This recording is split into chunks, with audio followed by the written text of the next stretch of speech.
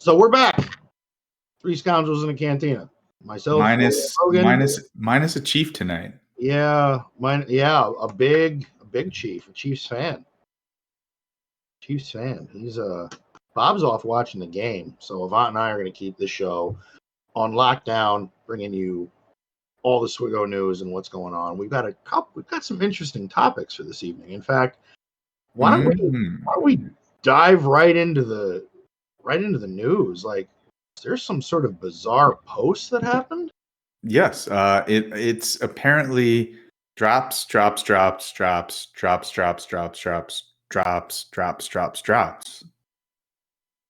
Welcome to Cryptic Messages from Meathead. Can we get like some straightforward news, dude? I literally read that like 5 minutes ago and was just kind of like, what in God's name is this? Like, what is... I mean, did he have like a seizure? Did he just type the same thing? So, I mean, obviously there's a message there, but I don't Maybe he has hotkeys. No, but seriously, like if all of the news is Leia is now accelerated farmable, like why add the rest of it? Like just give it to us how it is. Like I don't know why it has to be like that. I'm not sure what the whole drops thing is. I'm not getting that. It is good news though, because now it's going to be faster for you to get Boosh, which will help with anyone going for Jabba. For Jabba, that'll help. Yeah. And or Leia, right? Because she's also a Leia requirement. And the Leia requirements just weren't that steep. No, just the marquees. That's, steep as in, I think the relic requirements are forgiving, but monetary wise, it's one of the... So I know Bones isn't here, so I'm gonna put on the honorary Bones tinfoil hat. Oh. And do we think that drops means we will be getting additive drops for the last 2 marquee tunes, Scout Trooper and Drogon? Personally, I'd be annoyed if they did, but it's a possibility. I would be a little annoyed though. I could understand why you would be annoyed. I honestly, I don't think they'll do it. I think it was uncharacteristic of them to do it with Captain Rex and Nisa, and I don't think they're going to do it with Scout Trooper and Drogon. I just don't see that happening. I think they did their double drops. They gave an opportunity for players to grab some shards of those tunes, and that was it. The rest of it is... And you'd said off air right before the quarter, which pretty much where we think this is going to drop. Yeah, so tell the viewers like your theory on GL Leia. Like why do you think in a couple weeks? That's what you said, right? A couple weeks? Well, I think if I remember when Jabba was released, it was towards the end of September. So, I mean, we're in that time frame. It's a new GL that is attached to a raid. Mm-hmm. And I think this is a good possibility of this is what the new trend is going to be. Also, GL raid, because they did say at one point the raid cycle will be what, 8 to 9 months. They could make that a year, especially around anniversary time. Yeah, and then make the new GL go into the new raid. Exactly, but I still think Leia is released this month within at least within the next 2 weeks. I will agree with you that she will be released before the end of the month. I don't know. Today is the 7th, so we don't have much of the month left, but it makes sense that they would do it before the quarter ends. And also, like they released Jabba before all of the characters were node farmable. So they did. I think they will do the same thing with GL Leia. I don't think all of the characters will be fully farmable. They might be in shipments. Like I wouldn't be surprised if we get Nisa. I'm kind of surprised Nisa's not farmable yet. She's got to be close within the next update. It would I have would to. think. I would think next week at the latest. But then you still have Scout Trooper and Drogon. So I'll bet you Drogon goes to shipments, and then they put maybe they'll put Drogon and Scout Trooper in shipments at the same time, like off cadence, and then release Leia. I don't know. That all seems kind of rushed to me, but I feel like they're gonna It's drop her before the end of the month. I do definitely think before the end of the month. I don't know when. I mean, obviously, if you're going to want this GL, that means you've spent some money, because that's the only way. Because it's behind 4 marquees, so yeah, that's the hard part. I mean, a lot of the other tunes people had four Relic. relic 7 marquees at that. So once you get them to 7 stars, you got to go straight to R7. So you're either hoarding signal data and materials for from the scavenger, or you're buying packs. It's it's a tough proposition. Like the place I'm in is I could go for Leia. I could probably do Malicos, but if Jedi Cal hits this month, that's just something I wouldn't be able to do. I'm ready for. I can't pre-tunes the Relic 8. That's just ridiculously expensive. I mean, you can. You're just going to have to dig into the wallet a little bit, right? No, I'm choosing not, because no, that's digging into the wallet a little more than I deem as necessary. A little too much. My yacht ain't that big. It's big, but it ain't that big. So let's see. Jedi Knight Cal Kestis. His event. I'm trying to look for it on swigga.gg. I want to see it because I feel like it's been almost 3 months, right? I thought it would be sometime this month, to be honest. If not this month, next month. But even then, it's too late. Okay, so if you pull up Swigga events, it says June 29th. So 70 days ago. So basically, like the end of the month. Yeah. So maybe we get Cal at the end of the month, and then they release Leia at the same time, just to like make people choose in case you're like panicked or need to rush it a little bit. I don't know. Hurts. Personally, I know I'm not ready for GL Leia, so I don't really care. I'm gonna gear up Malicos. I was gonna say you're not GL Leia ready. So out of those two, out of Malicos or Jedi Cal, who would you put priority on? Me personally, I'm gonna take Jedi Cal to Relic 7 ASAP because he will counter Malgus in GAC. It's such a pain in the ass not having that.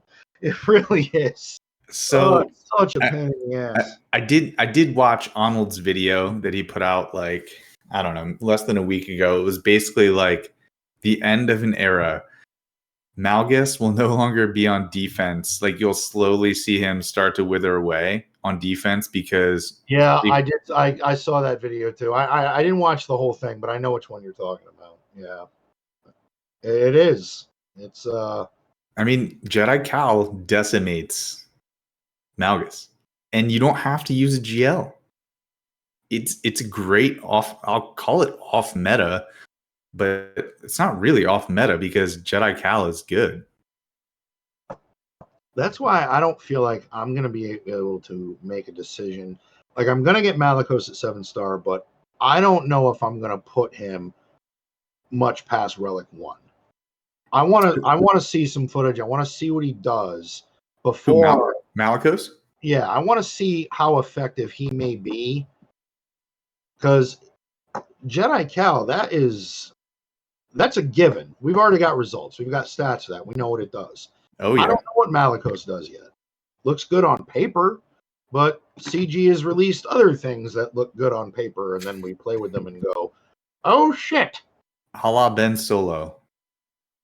Well, he's... And then they tuned him the way he was supposed to be tuned because shocker, was bugged. And on paper, Malicos looks like he is going to just stack up his, I can't remember the name of it, like hatred something, not hatred, that's Scion. Madness or something? Or... Madness manifested, that's what it is. He's going to stack that up and he's just going to translate. Well, pissed off. I feel like he's going to stack that up and just slap someone and like it will look like an insta kill because I think his damage is going to be crazy. I know we talked about that last episode. What do you think? Just to kind of hit that real quick, is Malicos going to go with Seer or is he attached them all? Seer. I think so. He will go with Seer, but if you want to make the ultimate Ufu squad, then you take Maul and you put Maul in the Ufu squad. Then you basically just use Lord Vader to offensively eliminate something. Correct. Yeah. Which isn't bad. It's not a bad thing. It's going to beat most stuff. Yeah, I mean... decent Empire or Sith around him, he'll do some work on his own. You just got to survive long enough for him to ramp up. Right. So yeah, I'll be doing Jedi Cal first, but I will be doing Seer and Malicos because right now, like my Ufu squad, I have at relics, but I'm just not like I don't have them at relic levels. Like Seer Junda is 3, relic 3. Ahsoka Tano Fulcrum, I took her to relic 0. Just because I took them up to relics while I was working on the GL Leia requirements. So I have all of the GL Leia requirements done and at their relic levels, with the exception of the 4 marquees. I'm not going to lie. I'm looking forward to this next set of 5v5 with these offense and armor penetration datacrons with Ahsoka Tano Fulcrum. I'm kind of looking forward to that. I am scared if I have to face one of them because I'll tell you my relic 0 Fulcrum just kind of lightly taps people, but a relic 8 Fulcrum sounds scary. Mine's only at 7. I've debated putting her to 8, but I paused on that after reading Malicos's kick. So I'm like, am I really going to need that? Is that an investment on a relic 8 that I would have put into? Is that really going to move the needle that much more? So I thought about it, but and Fulcrum does physical damage, unlike some of the lightsaber characters. So the defense penetration is an armor penetration. It's armor pen, right? In the set? Yes. Yeah, Yep. So armor pen is for physical damage characters, so Fulcrum will benefit from that. Are you giving Malicos 3 Omicrons?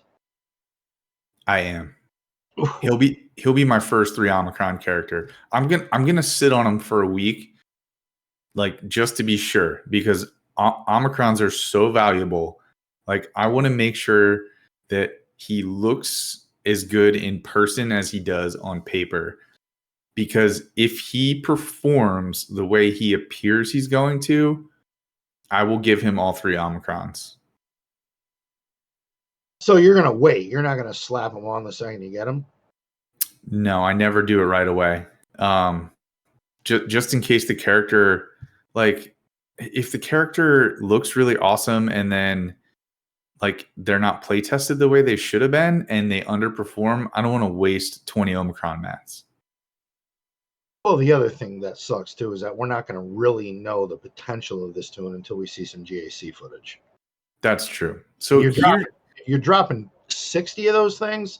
I want to see some results. I mean, you're dropping all 3, how many do you have? I mean, I have 4. I'm still hesitant on putting 3 on one character right now. So here's where I'm at. I have 80 mats, and Okay. four Omicron abilities, and I want to put 3 on Malicos. I also want to put 1 on Captain Rex. My problem is, Oh, dude, Captain Rex is that's a dirty one. so here's my dilemma. Okay, Consider that one. I have Captain Rex, I have Malicos incoming, and I have Marin and Asajj that I want to do.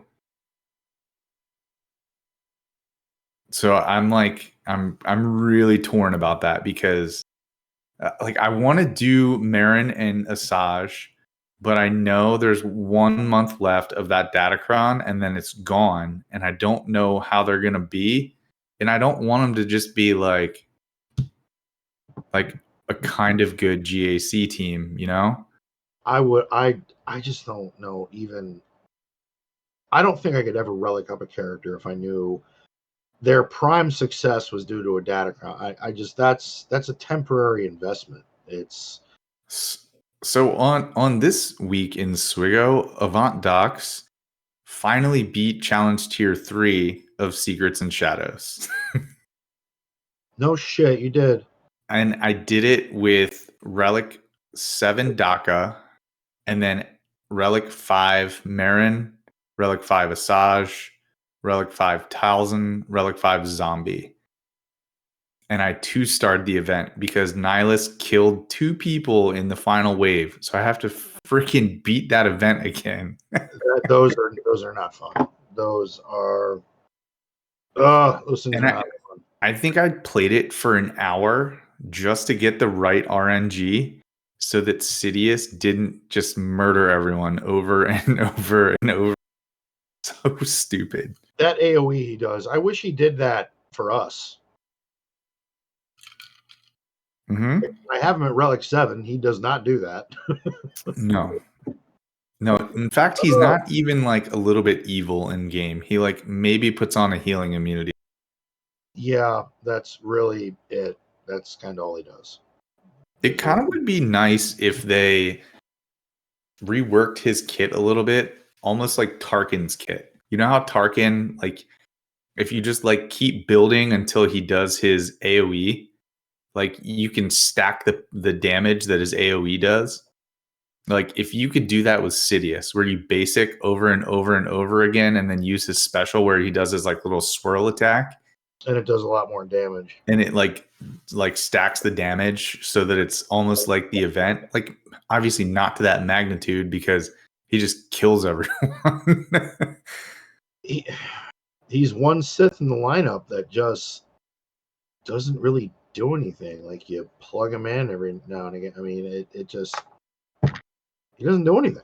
Bones would like to call those types of characters meat shields. He would too. Oh, Bones, meat shield. Yeah. It's almost like playing TB sometimes. It's just meat shields. Mm-hmm. Everything gets shot and killed, and that's the way it is. So with Leia, so yeah, that back to that. I definitely think before the end of this month, Cal could probably hit 2. We got Malicos here in 9 days? Next it'll be Monday. No, not 9 days. A little bit more. 10 days? Yeah, 10 or 11 days. Yeah, 11 days because we're 3 days into the current conquest. So let's hit that up for a second. How are you doing this last conquest from Malicos? Doing good. I mean, it's the third go around, right? So you kind of get into the groove and figure out what to do. I got my good data disk setup going with the Amplify Agony and oh shoot, what's the name of the other one? Volatile Accelerator. Yeah, and I got a Perseverance disc too, which is like when you attack out of turn, then they attack the again. Perseverance one is nice. Yeah. Yeah, and so I I have one more 50 refresh to do today. I only ever do the 50 refreshes, and that gets me the red crate. I have one more 50 refresh to do, and I am currently in sector 4, and I've passed the mini boss in the center. So my approach with Conquest is always like I want to rush to the end, but I've found that like once I rush through like sector 2 so I can get some good data discs, and then I start hammering out the global feats, because 40 feats is just stupid, and it like makes it easier. Like then I don't have to like wake up in the morning to do battles and then do battles at night. Like I if I start to hammer away some of those 40 feet global feats earlier, then I can like enjoy my life more and not grind conquest as much. I know that sounds so stupid. Those 40s, I generally like at the minimal, I try to do 3 a day. Yes. 3, 4 a day, somewhere in there. I try not to, And when you build out the right discs, you just go to the sector 1 Datacron node, put your Phoenix in, hit auto, and they kill everyone. Put your Wookiees in, and then I don't auto with my Wookiees, but I control it, and it like it's over fast, right? So you just have to do the battles, and then you have 40 with Malgus surviving and 40 with full clones. Mm-hmm. So I just do the clone battles as I'm going along if I see a team that I can bad batch, and I do a team that I can 5-0 first and put Cody in there. And then I also will do my Sith Empire Malgus attacks as I'm going, like when I find good teams that I can beat with them. Yeah, I play pretty smart, so I'm doing as I have done in the past too. So I'm doing all right, and I'm collecting datacrons. I've almost maxed out the number of datacrons. This time, instead of focusing on collecting more and more datacrons, I've been leveling them up, and I have like quite a bit of level 6 datacrons. And I only have 2 level 9s right now. As long as you stay away from accuracy and shit like that, these stats are good. I know. The accuracy is relentless, isn't it? I've sold so many datacrons because of those. It's like always the first one or the second one. It's accuracy. You're like, oh, for Christ's sake. I'm at the point to sell them. I am more concerned if I get a level 3 that I don't want than if I get an accuracy roll in the first 2. Because the first 2, the stats are not that high. Like the percentage that you get, I'm more mad in the later ones if you get accuracy. Like if your level 7 or 8 is an accuracy roll and you're like, oh, cool, 20% accuracy. Yeah. Thank you so much. Yeah, exactly. Thanks. Yeah. No, some of those secondaries, outstanding. I mean, this next 5v5 is going to be filled with some teams that are just Jedi, especially, that are just going to do some damage. Yeah, so I'm currently at 266 burritos out of the 630. So I'm right kind of where I want to be. At this point, I just need to get the gold box, and then I'm just going to focus on making more datacrons. Getting the materials. Yeah. What level 9s did you go after this time? Oh. Like you probably have some level 9s that you're not going to use the level 9 ability that you just wanted to like do for stats because you got good stats on them. Well, I try to I try to do an excess of 9s. That way, with the other material, I can manipulate the stats the way I want them. I mean, right. I have almost like 2 of everything. Sweet. Yeah, I only have 2 level 9s. I have a Cal Kestis and a Qui-Gon Jinn. I didn't mean that to be a dick. I'm just saying, like, no. I know that experience too. I didn't say that to be a dick. Like I know that you I did. farm the datacrons and the materials more than I do. I'm kind of enjoying my Qui-Gon datacron I have though. It's pretty good. So let me just back out of this and look at it through a different. There were some other damn good content creators that were like, I'm going to be pushing over 16. I was like, holy shit, I only have 14. And they're like anywhere from 16 into the 20s. So my Qui-Gon Omicron is 21% offense, 60% crit damage, and 72% armor pen. And then you get light side allies use a basic, they gain speed up. Jedi allies have foresight, they deal 20% more damage, stacking max 100. And then obviously the Qui-Gon ability. So offense, crit damage, and a good amount of armor pen. So I'm pretty psyched about that. Actually, I don't know with the armor pen. I don't know like which of the characters do physical damage. Like does Jedi Knight Anakin do physical damage? I want to say his. Yes, he does. Yeah. He does physical. So he is gonna pop off.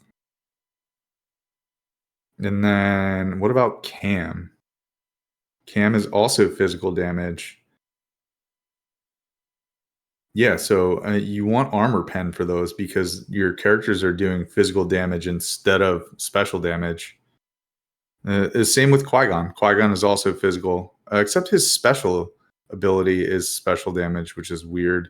His basic is physical damage, though. Okay. But yeah, that Qui-Gon team with the Qui-Gon Datacron is going to be kind of scary. Like, I don't think you're going to be able to bad batch it. I feel like they're gonna Anakin's gonna pop his move and just wreck everyone. Well, like I was just looking at my my Qui-Gon Datacron. It's well over. I tailored it to have about 130% armor pen and 130% crit damage. Nice. So I tailored that way. You take out Qui-Gon, you better be able to withstand the hit that's coming. You gonna die. I could probably re-roll some of the stats on my Datacron. I might do that before GAC locks. But would you think that a team like that even might be more useful on offense? Like that's may not be perfect banners, but what do you think? Is that something you could take to just wipe something out if you need to? Yeah, actually, there was a squad I faced in GAC, and I was like, man, what in the world am I supposed to take against this? And Swugga.gg, the two main counters were Gas or Qui-Gon Jinn. I'll have to look through the Discord server and see what it is.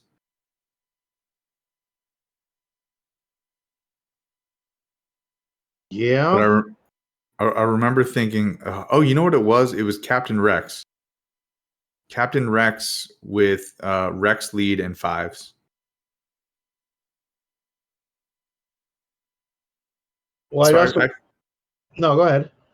I feel like Qui-Gon could be kind of like a cheeky counter to something that you face on defense that you're like, I don't know what to do with that. And the AI just doesn't play Qui-Gon right. They attack everyone else. And then by the time they attack Qui-Gon and kill him, you just have saved Anakin's AoE and you're ready to just delete the whole squad. Yeah. There have been some times with this Datacron set in 3v3 where I faced a Qui-Gon team and I killed Qui-Gon and Anakin smoked all three. Yeah, and he got mad. I had to two-shot it.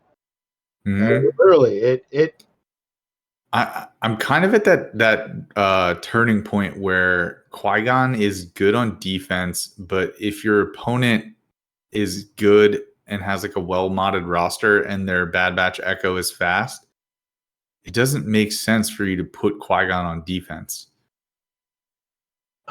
Even that's getting tough though, because I'm starting to see some Qui-Gons that are well over 300 speed. The rest of the team is over 300 speed, and with the bonus they're getting for the Qui-Gon lead and what's his fucking name from the last TB? Cam. I think his unique adds, as long as it's all Galactic Republic Jedi, they get another 30 speed. Yeah, plus So that's 30. a lot of speed. So it gets more difficult. I mean, it's getting to the point where you need to make your Bad Batch Echo have one of your fastest speed sets, which honestly he might deserve. It's not a bad idea. I think I think my Echo was 350, and I was like, okay, I'm happy with that. I've seen faster, but I thought that was pretty good. Yeah. So, all right, what else we got going on? Should we? Oh damn! Now I'm getting hit with a thunderstorm. What else do we have? So yeah, the Ahsoka show. Oh yeah, what characters do we want to see? And for people listening, we will keep this spoiler free. Like we will talk about characters and such, but we'll keep plot arcs out of this so that if you have not yet watched any of the episodes, it will be a spoiler free viewing. So please don't tune out because we're talking about Ahsoka and you haven't watched. We won't spoil anything. We'll keep it pretty general. Fucking spoiler 3. You've had 2 days. I mean, odds are you're listening to a podcast of a couple people who play a Star Wars mobile game. You're probably already watched the show, and you maybe are like me and you watched it twice this week because it was that good. But I don't want to turn any listeners off. So if you haven't watched it, we'll just talk about characters. We'll stay spoiler free with plot lines, but we are going to talk about characters. There are definitely. I've watched every episode. It has been outstanding. The last episode in particular, we'll say nothing more about it. But there are some characters that I would like to see from this show in game, and I thought we'd give that a shout out. So also before we dive into this, sure. I heard today Star Wars is releasing episode 5 into select movie theaters on Tuesday night next week. The Empire Strikes Back? No, episode 5 of Ahsoka. So we just had episode 4 this week. They are going to release episode 5 into theatrical release, the 5th episode of Ahsoka in the theater. Okay. Which makes me think something big is going to happen? Yes. Something very exciting. Like, why else would they hype people up to go watch episode 5 of 8 in theater? Pretty cool. Yeah, no, I'd go along with that. Can somebody in chat say something in chat, even if you're going to be a smartass and say something? I'm just not sure if we're still on. No, you kind of fizzed out for a second. I'm getting serious lightning around here. Oh, yeah? And Bob's not here. It looks like we're live. It's playing. It says we're live. Okay. Yes. Master Luke says something, and Three Brothers says, push the fucking button. That's what I want. Push. Hey, everybody. Oh, no shit. Push the fucking button. And thank you for saying something. Appreciate that. All right. So we were... Characters. Which Ahsoka characters do you want to see in game? All right. I'm going to go first on this because I've got to say it. I got to get it out of the way. Mr. Ray Stevenson, Yes. who was Balin. Again, God bless that man's soul. He did pass away shortly after the first season was done filming. Yeah. Holy shit. It wasn't the greatest movie, but he was fun to watch in Punisher Warzone. He was in another really good movie called Kill the Irishman. He played, I don't remember his name, but he was in some of the Thor movies. Yes, he was wasn't he big dude with a beard? Yeah, he was. So Ragnarok is like the end of the world, right? Yeah. He was in that movie. Wasn't he in Ragnarok? Someone in chat, I'm sure will briefly, but he was also in 1 and 2. Oh, okay. Yeah. But yes. So anyway, Balin Skull is he passed away. Incredible. Yeah. I think what makes me the most sad about Balin Skull is that the fan reception for his character and Ray Stevenson's performance has been like so amazing. And he's not here to Someone see. just said he was the voice of Gar in Clone Wars. No, Gar? I thought Gar Saxon was voiced by Jon Favreau. I'm not sure. You can fact check me on that if you want, or someone in chat. But Yeah, I'm pretty sure Gar Saxon was voiced by Jon Favreau. Or guards. So no, that would be my pick. It would be Ray Stevenson as Balin, and I think obviously it would have to be an unaligned Force user. Yes, Absolutely. a dark side unaligned Force user, and if he comes into the game, of course you're going to need Shin Hati as well. Yeah.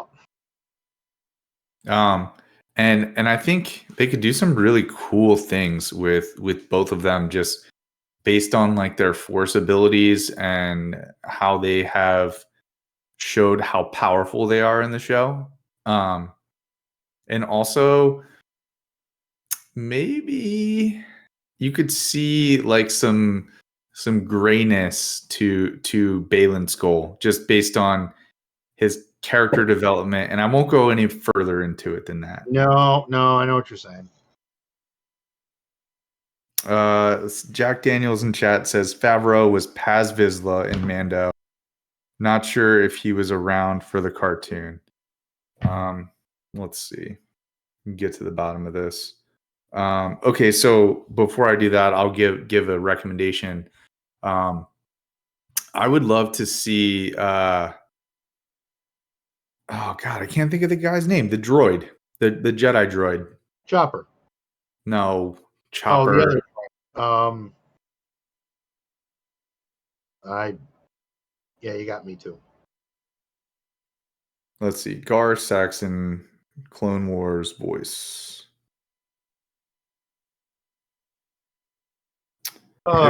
It was Ray Stevenson. That is correct. Ray Stevenson was the voice of Gar Saxon.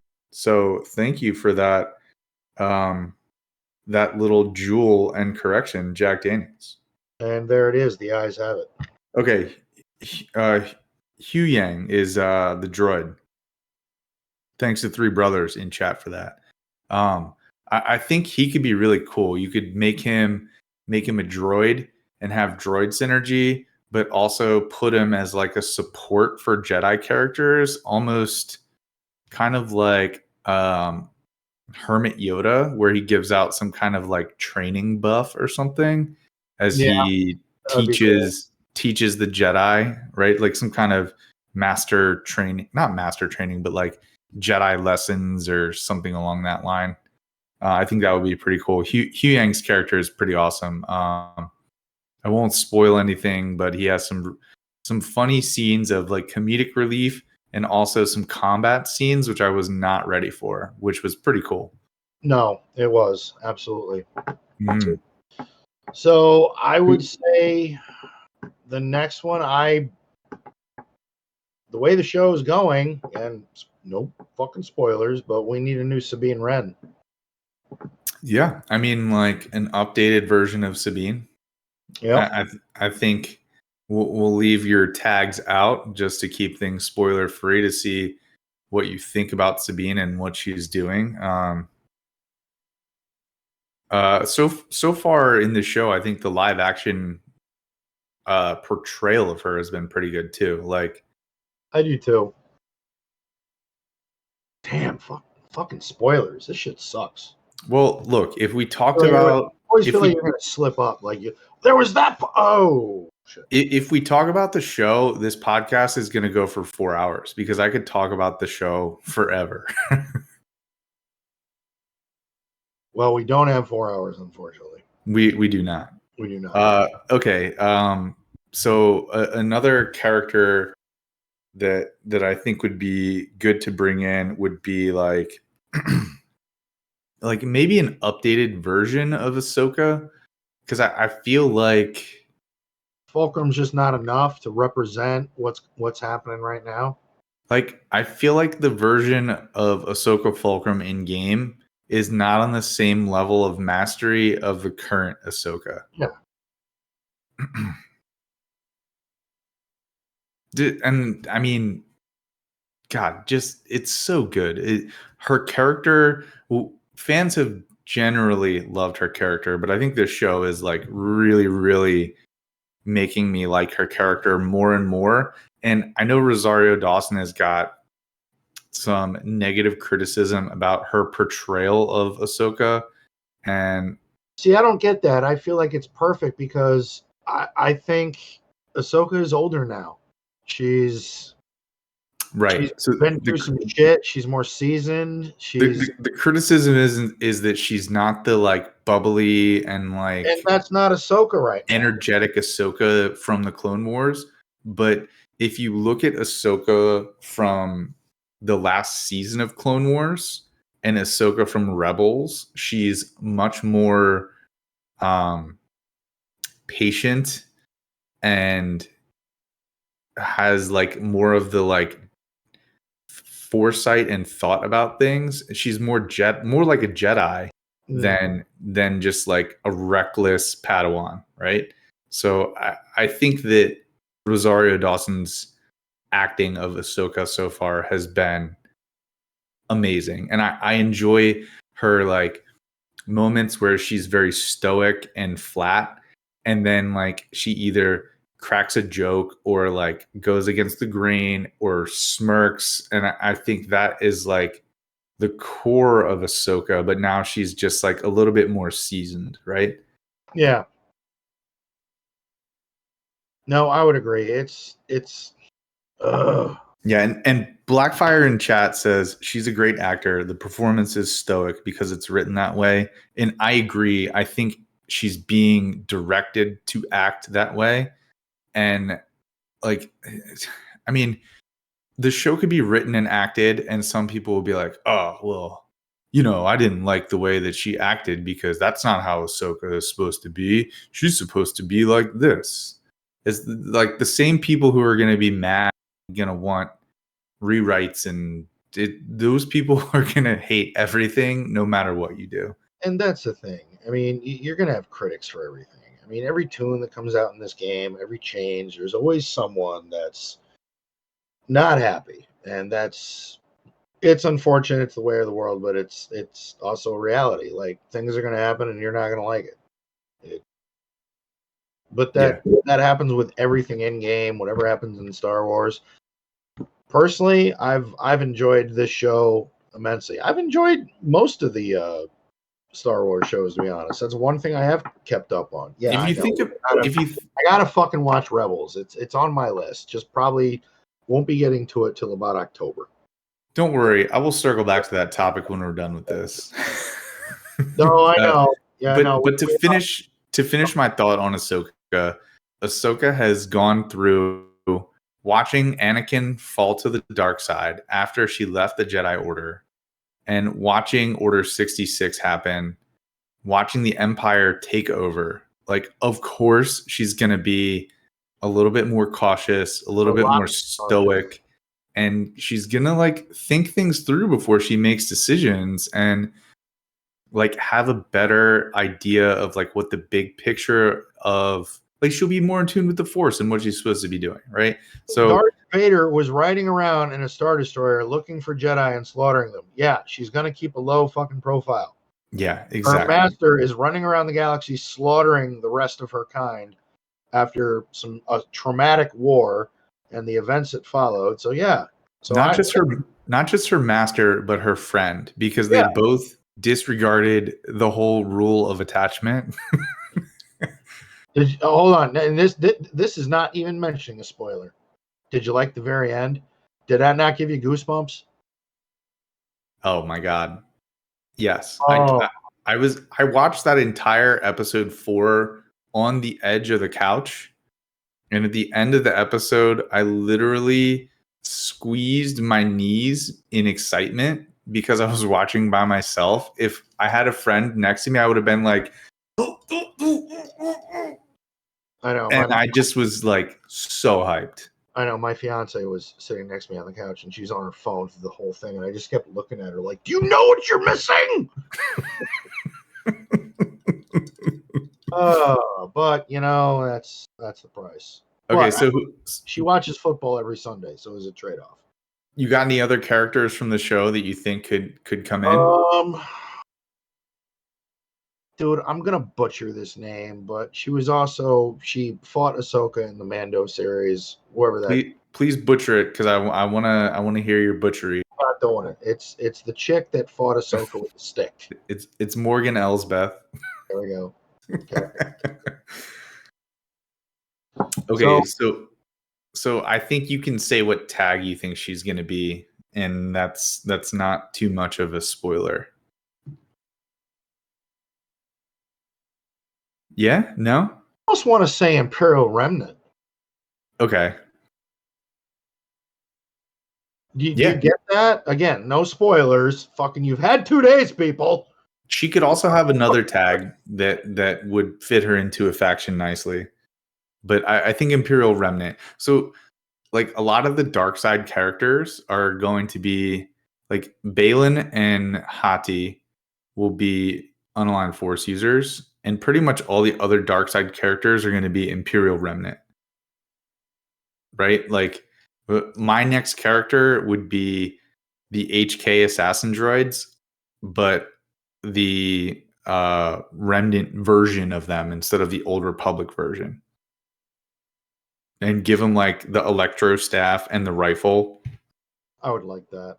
I would. I've got to get my head out of my ass and watch the Rebel show. And the more I watch this and with what's going on in game, it makes me want to watch that more. But I would say that would be it. But I think CG has 3, maybe 4 good characters that they could add in game. I mean, how many as of right now, I mean, there's half the season left. There could be more characters that come out that are worthy of entrance. How many Toons do we have in unaligned Force users right now? A good amount. The problem is a lot of them are used. Like CLS is a UFU. Kylo Ren Unmasked is an UFU. Kylo Ren. Are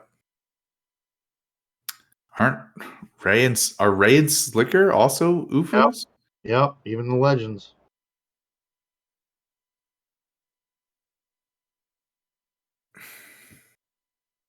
So, I mean, yeah, I don't know. I feel like Unaligned Force user is like one of those tags that they could just keep building and building, and you just have excess of them, and it's fine. Right now, if I'm doing my count right, and somebody correct me, whatever, but maybe one off, it's 24. Which compared to Scoundrels is not that bad. Yeah, that's true. Compared to Jedi or Sith, I don't think that's comparable. So again, I think CG has a crop of 3, maybe 4 good characters that they could add for other.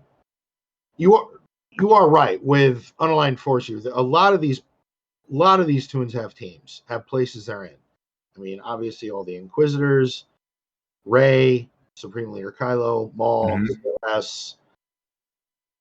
Kylo Ren Unmasked is he's one of those tunes that you could actually really just put almost anywhere. Yeah. Well, it depends who your slicker squad is, right? Yeah, he works well on a sear team. Yeah. So that's where I'm going to put mine. Is put my crew into the UFU squad because I've been using Night Sisters with Slicker. But I have Marin at Relic 5, considering taking her to Relic 7 for the Datacron, but I don't know if I want to or not. I don't know. I'm not sure yet. I haven't decided.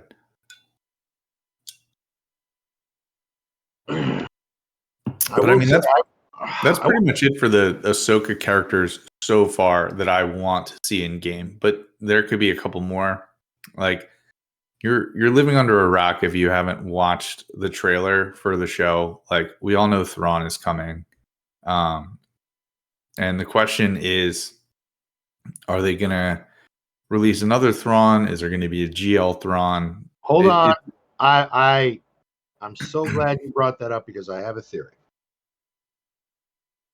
So the next tune, like how Afra Jedi Cal was.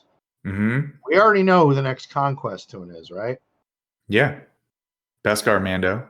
Or Beskar Gideon. So that's probably going to get an Imperial Remnant tag. Yeah. We just got Scout Trooper, right? Mm-hmm. Same tag? Yep. What if the next character that fit the category of Afra and, was a new Thrawn?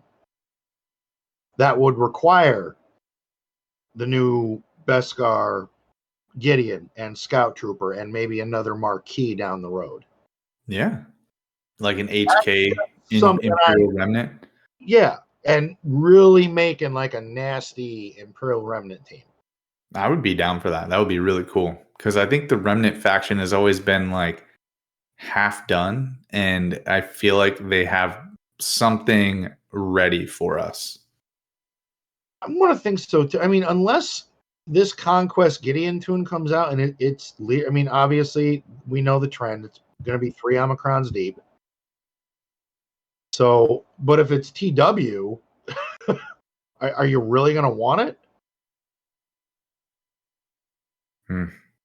No. No. No, you're not. No, Unless they make TW more exciting.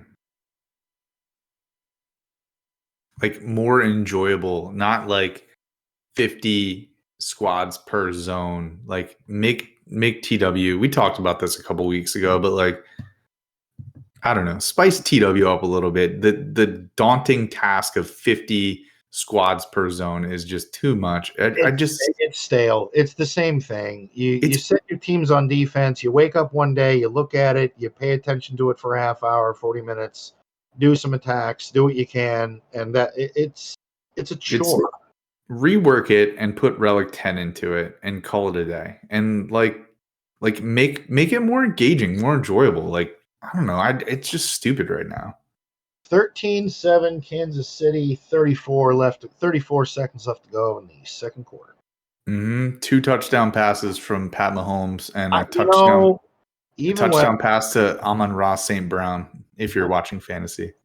My fiance was talking shit to me after she got it on her phone that Kelsey wasn't playing. Goes, oh, you picked the Chiefs. So I'm like, yeah, I'm going to stick with that pick too. So why? Because it's the Chiefs in Arrowhead after they won the Super Bowl. Still got a half football left. I did talk some shit about them in our first NFL podcast, though, because the Lions will do what the Lions always do, and that's try to win but lose by a touchdown. I think the Lions have a good shot of winning that division. Anyway, I'm not going to get into the football rant. So those were, that was all the Ahsoka tunes. So there was something with thrift shopping that I brought up to you that is a problem I've been noticing. Mm-hmm. Yeah. Yeah, go ahead, take that one away, because now I'm looking at these numbers going, wait a minute, what's happening here? So in this week's episode of Thrift Shopping, we're going to talk about, like Logan had mentioned that he's like short on credits to buy mods from the store. And I think a large part of this comes from people not getting credits from raid rewards like we used to.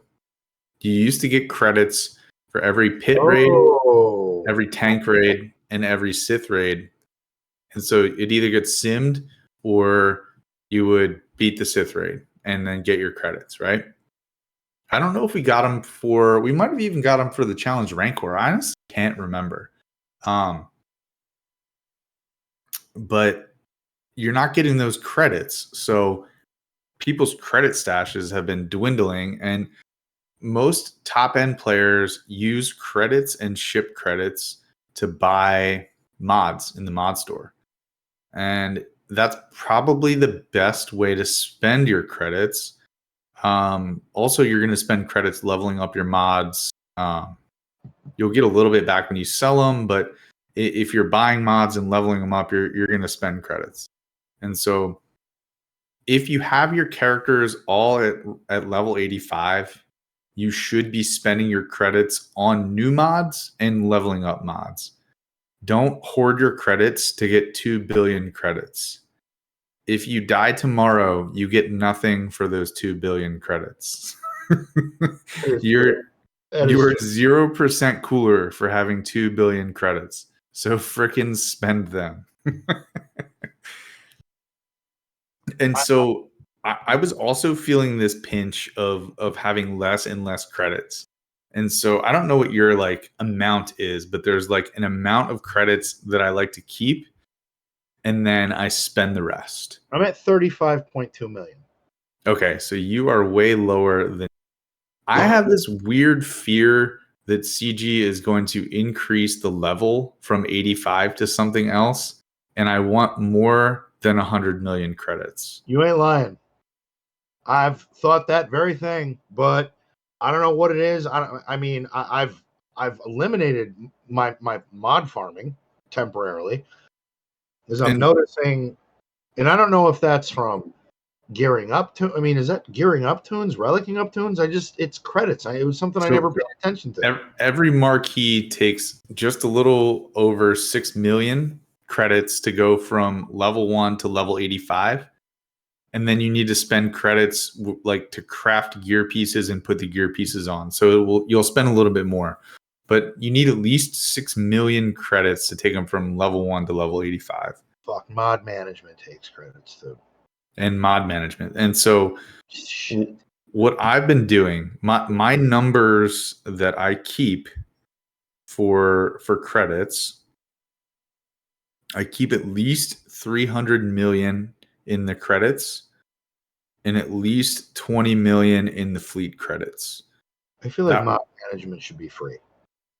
It should be, but it's not. Why haven't we stopped this nonsense yet? I don't know. Take that up with Meathead. Drop. But I keep 300 million credits and I keep 20 million fleet credits. And the reason I do that is in case I need to gear up multiple marquees. If they increase the cap, the level cap from 85 to whatever, I'll have at least some credits. And then I keep at least 20 million in case they drop a new ship and a new capital ship. So I can take it up and not be fleet poor.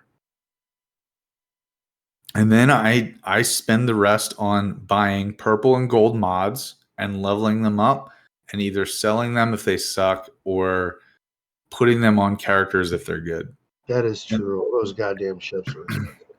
And so the way to increase your actual credits is through the guild activity store. And every refresh, you have MK1 tokens. You have to scroll a little bit.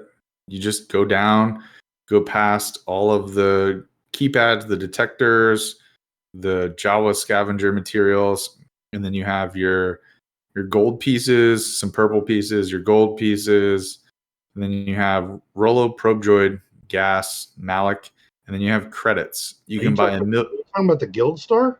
Yeah, the guild activity store. You can buy 1 million credits for 625 MK1 raid tokens. Sure. So I buy those literally every refresh because it boosts my credits. And so there's 2 squares where you can buy credits. It's not always the credits. Sometimes it's the fleet credits. But I generally will buy both of them, and then I'll keep my MK1s around like 22,000 out of, or sorry, 20,000 out of the 30,000 that you can have. And I'll just keep buying credits and credits. And then if I need to buy purple gear with the MK1 raid tokens, I'll do that. But I always spend the MK1 raid tokens on credits or fleet credits. Well, I'm a fucking idiot. Well, that's why you asked me, so I could school you. Well, you did. You did too. Son of a bitch. Look at that. It's just something that up until like recently I never really thought of. It's like I was always sitting at such a high amount that it was just something I never really paid attention to. Okay, so I'm catching up with chat, and people are saying like where their caps are at.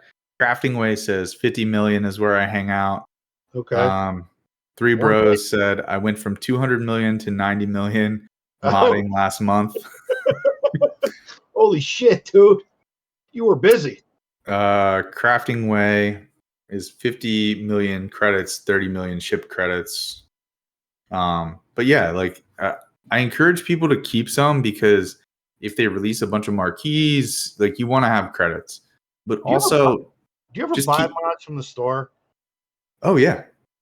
Like I do. I take chances. I see a mod that already has a secondary at +5. I buy it and roll the dice and pray to God. If it's a purple or gold mod and it's a set that is desirable with a desirable primary stat, I will buy it. And if it's a desirable primary and it has good secondaries plus speed, and it's not a 5 speed, but it's a 4 speed, but the other secondaries are good, I will still chance it on the 4 speed. 4, that's true, because that could roll out to like 17, 18. That's not bad. If it's a 3 speed, no, disregard. Yeah, because that'll. I generally will buy mods every day, and I'm cycling through, selling mods, leveling mods, putting new mods on. Yeah, always going through mods. And I get to the cap, and then I'm like, damn it, I got to purge. I'll sell 20 of them, and then I'll buy some more, and then like a Java Scoundrel event will come, and I'll get 12 more mods. And yeah, it's just, if I'm overloaded, I'll sell a bunch of health mods, because usually have more health mods than the other ones. And so in the store, I try to buy. We've covered this in other episodes. I try to buy more like offense set mods, crit damage, defense. If it's a potency mod with a potency primary cross, or a tenacity mod with a tenacity primary cross, I will buy those for sure. If there's a speed secondary. Well, again, those are the same kind of categories that I go after. It's just it's weird. There's been times that I've played this game where I've gotten a character and I need a specific mod and I don't have it, so I've kind of gotten into the habit that no matter what it is, if it has a +5 on it, I'm rolling the dice. So I was not very frugal with my credits. And so there's a comment in chat that is a really good comment. I'm going to butcher your name, but it's Snorquist. But they ask, would it really hurt to increase the cadence of credit heist and also add some ship currency to that event? Ship currency is a real pain in the ass to accumulate. And so you and I are both very end game. And so if you're not, I can imagine the grind for those is just crazy. And you're not buying mods because you're just leveling everyone up, right? Yeah. But yeah, that's a great compromise. And I think CG could probably do something with that. I don't know if they're looking into it or I've That's a always, good idea. I've always felt that credit heist should come around more often as well. It's like rare when what is it, once a month? I remember Credit Heist when I first started playing. Every time it came around, yes, credits. I need credits so bad. I know, like I stopped doing a higher score in, because the goddamn raid happened so much, and I changed mods around for the raid on the regular. Mm-hmm. And I had to stop. I go in, I do Jabba, I get my 2.7 million, and I call it a day. Yeah, I don't swap mods. I know a lot of top end players. I don't buy hot utils, and I don't care to swap mods, so I don't. I don't buy hot utils either. I don't. I don't look down on anyone who does it because it makes sense to do it, but I just don't have the energy or the credits. Well, that's the thing. I mean, hearing what a lot of what the credits you guys have, I'm sitting at 38 million. I'm kind of slightly panicking. Mm-hmm. What up, y'all? Oh, who's that? It's halftime. Yeah, it's halftime, and it's 14-7. He's feeling good. No, I'm not too excited. It's a game, that's for sure. It's a good game. Okay, so but I'm hearing you guys about the credits, and I mean, I have 60 million, but that's because I don't spend them on anything anymore. I have to really watch what I'm spending it on. Don't you upgrade mods? Oh yeah, I upgrade mods, I buy mods and everything, but I hold back from doing that because unless I want to or need to, but I haven't, but I'm stingy on credits. Oh, somebody in chat is trying to sell us. What, hot utils? Yeah. Yeah, I mean, I would if I had the money. What to the listener, and I mean no disrespect. I don't. Maybe it's because I've never seen I've never actually seen what it does and why it's worth my money. Maybe I just don't get it. Is it like you can change mods at the tap of a button? Is it that convenient? Yes, literally a tap of a button. You can remod your entire roster. I mean, I spent hundreds on this game, but I just feel like something outside of the game, it's a bullshit argument. I know, spend too much. I think the point is someone who is computer oriented created a program to make your life easier and take time away from doing mindless things that don't need to be mindless, that can just be done with a click of a button. And so they've created hot utils to make you spend less time in game and make things smooth and easy, and they charge you $10 a month for it. And the listener, it's a convenient. And the listener just said that he was targeting me because $. All right, another come swab the deck you want, but no, I'm reading what he's putting out. I appreciate it. I mean, I think Pico Burrito at one point tried to sell me on it, and I thought about it, and then it just kind of got data dumped, and I didn't think of it, and now I got somebody else giving me a fucking sales pitch. And also, to all of our viewers, please bust our balls and all the time. Like, if you feel, obviously be respectful and tasteful, but no, please fuck with us. We appreciate it. I actually enjoy it. Just be prepared if I say something back to you that you may not like, because it could potentially happen. No, I'm kidding. Maybe. Is Bob still here? Is it still halftime? Bob left to go watch a fucking halftime commercial?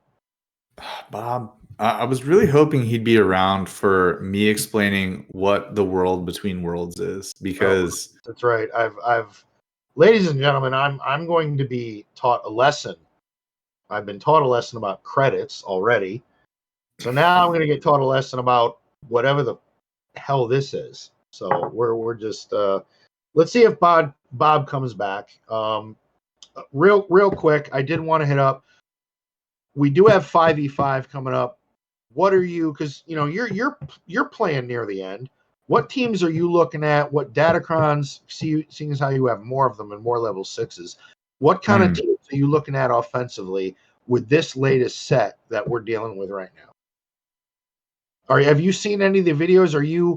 I mean, I generally will watch Zareth's videos about the Datacron sets to figure out like which stats are good, which level 3s you want, which level 6s you want, and then like obviously you can decide which level 9s you want to chase depending on your roster and who you have. I saw Phoenix beat Lord Vader with Third Sister on it. Mm-hmm. Yep. I also saw Phoenix with Captain Rex beat Reva squads. Yep. And that excites me very much. Because like I don't know what your GACs are like in your bracket where you're at, because you're a little bit above me, but like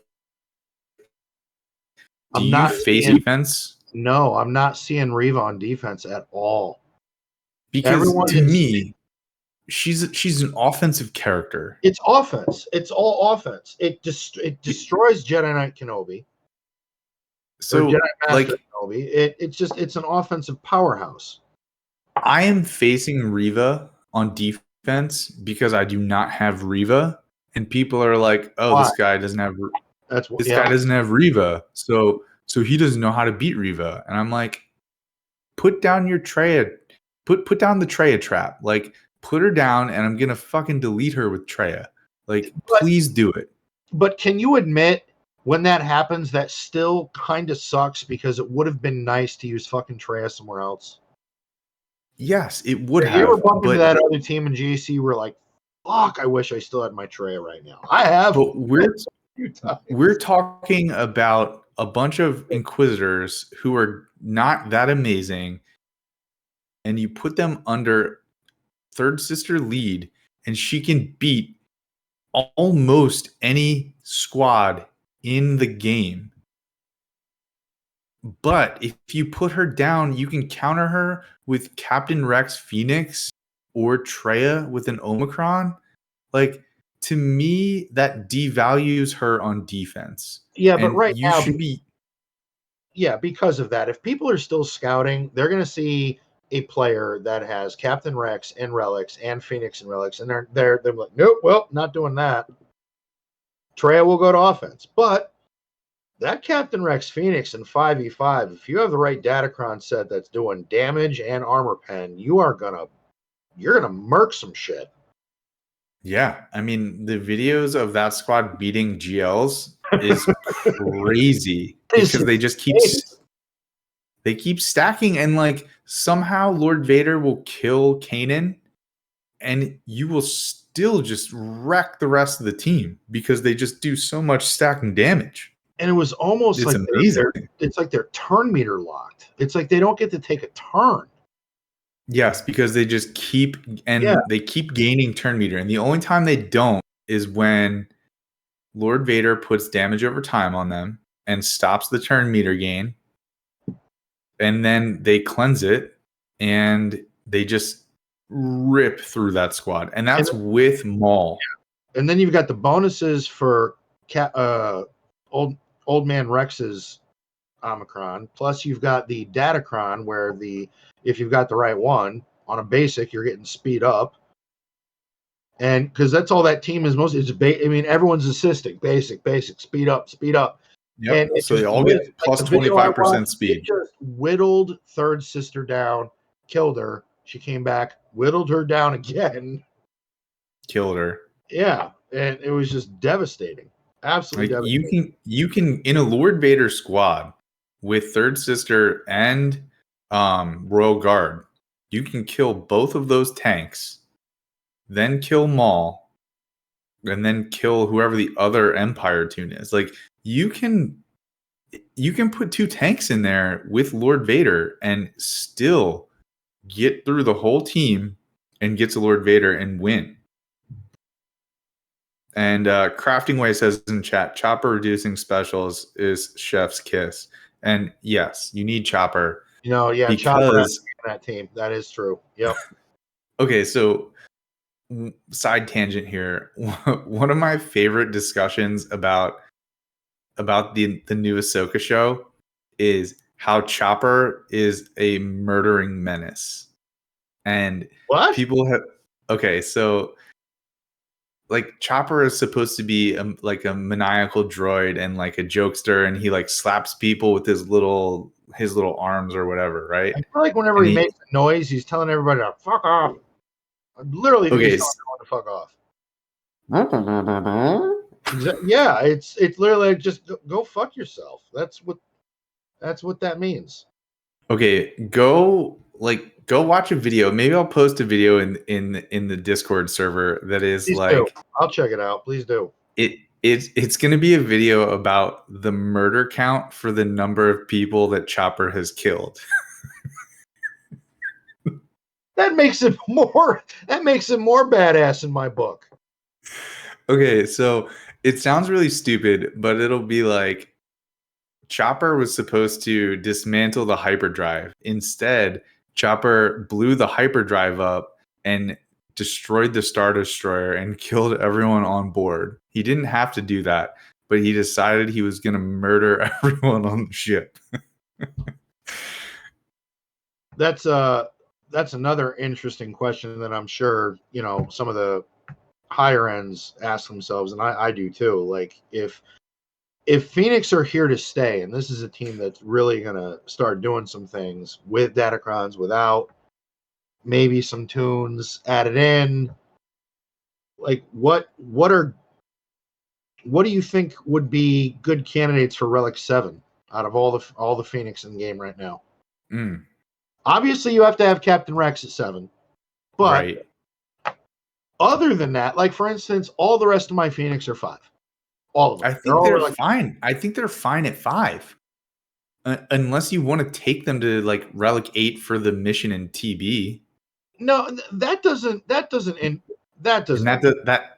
excite me that much. No, it does. I just kind of think in the realm of like GAC, a Relic 8 Sabine Wren is going to hit and hurt a lot more than a Relic 5. I mean, yes, but they utilize Datacrons at Relic 5. And I'm also thinking a Kanan at Relic 9. Good Lord. That'd be a thick boy. Kanan or Kanan? Kanan. You heard me right the first time. Nice okay. Just I had to clarify. Sorry. No, I've been. I learned. I got caught. I learned.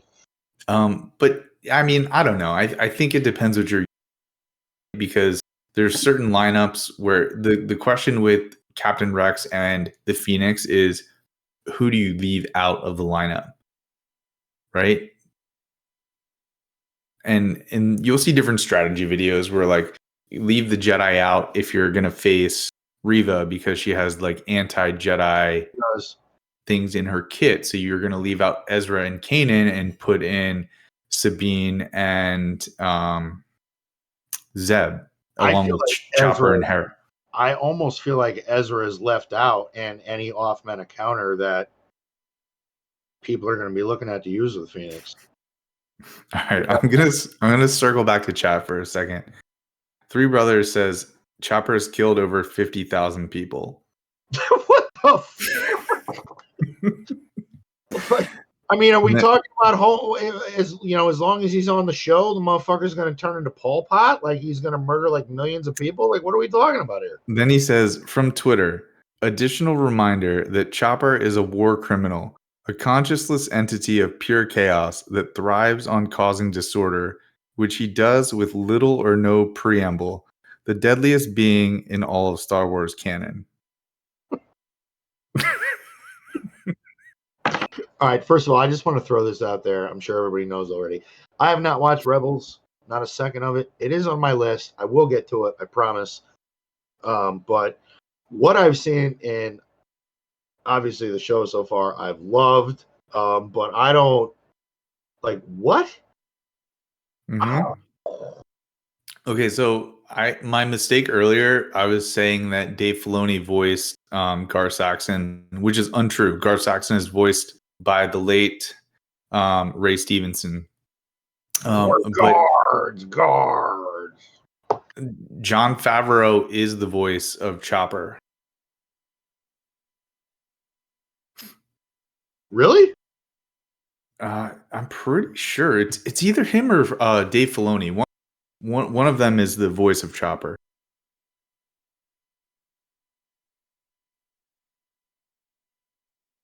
But yeah, Chopper is a murderer. He's killed lots of people. So I'll have to dig up that video and put it in the Discord server for you, and I'll tag you. Were they all bad? Is murder ever good?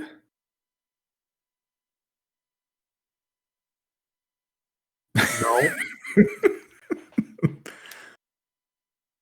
Okay. Do you have anything else on this, or do I need to explain the world between rules to you? No. Let's go into that. Then we can go into viewer questions and all that, because we didn't have a lot of news this week. It's basically stay the course. Whatever you're working on, work on it. Whatever you're farming, farm it. Listen to what Avant said about credits. I know I am now. So what is this weirdness that we're going to be discussing? Okay, so Jack Daniels in chat says Dave Filoni is the voice in Rebels. He's also the voice of Chopper in Ahsoka as well. Okay. Okay, so if you've watched Rebels, you know what the world between worlds is. And if you have watched Ahsoka, you, without getting into spoilers, if you've watched the like the previews, the episode previews and the trailers for Ahsoka, the images in the trailers suggest that the world between worlds will be some part of the Ahsoka show. And to the average viewer that has not watched lots of these animated shows, this guy right here, this guy. Like, I don't think you need to watch all of Clone Wars animated to watch Ahsoka, but watch some Clone Wars. That I've watched. I have watched a decent little chunk of that. It helps to know that story. But more importantly, parts of Rebels are very integral in understanding parts of Ahsoka. And you can watch different YouTube like recaps if you are lazy and don't want to watch all the shows. But I think season 1 of Rebels was a kids show on Disney Plus, or like a Disney teen show or whatever. And then season 2 through season 4 of Rebels was more aimed at adults in the depth of the storytelling and the character development. And it was intended for kids, but adults could watch too. If people feel differently about that, please hit us up in the Discord and tell me I'm a child, and I will respect that. But I enjoyed watching Rebels. I enjoyed watching it with my daughter as well. But as an adult, I also enjoyed watching Rebels. But one of the overarching things to take out of Star Wars Rebels, there's an episode where Ezra Bridger is from a planet called Lothal, and the Phoenix crew is on Lothal. If you haven't watched Rebels, I feel like I don't have to say spoiler alert, but Kanan Jarrus dies. He sacrifices himself to save the rest of the Phoenix squad. Well, I didn't know that. Yes. And he does that, and you're not going to watch, so I don't give a shit. And so later in another season, the Phoenix squad minus Kanan is on Lothal, and there is this mural on this big wall, and it is of the father, the daughter, and the son.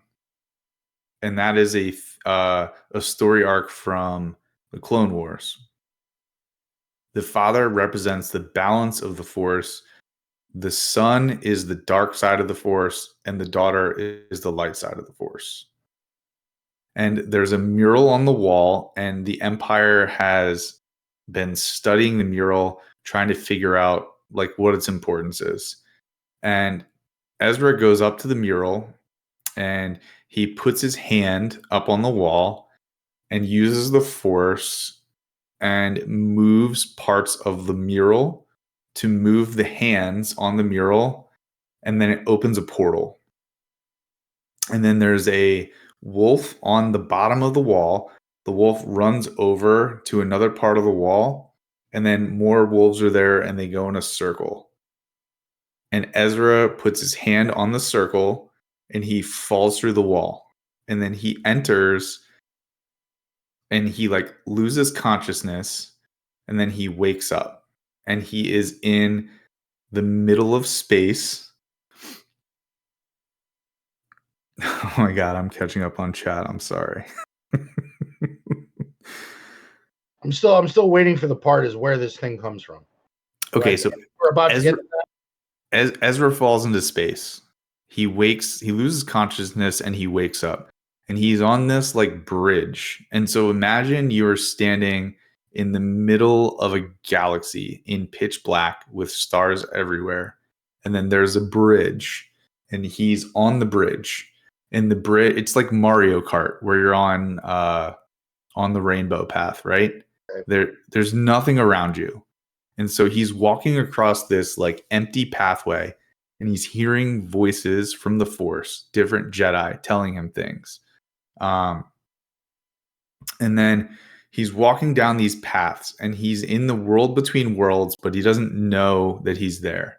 And so he goes to these different portals. You get to the end of the paths and there's these portals. They're big windows and they're shaped like whatever the portal leads you to. So there's a portal that leads to the temple on Malachor, and it's triangular shaped because that temple was shaped like a triangle and it was a Sith temple. There's another portal that is circular and has different images on it that resemble Lothal, like wolves or different patterns. There's another circle that has whales on it, Purgle, and those are also in Rebels and they're also in Ahsoka. And so basically you have these different windows that lead to different places.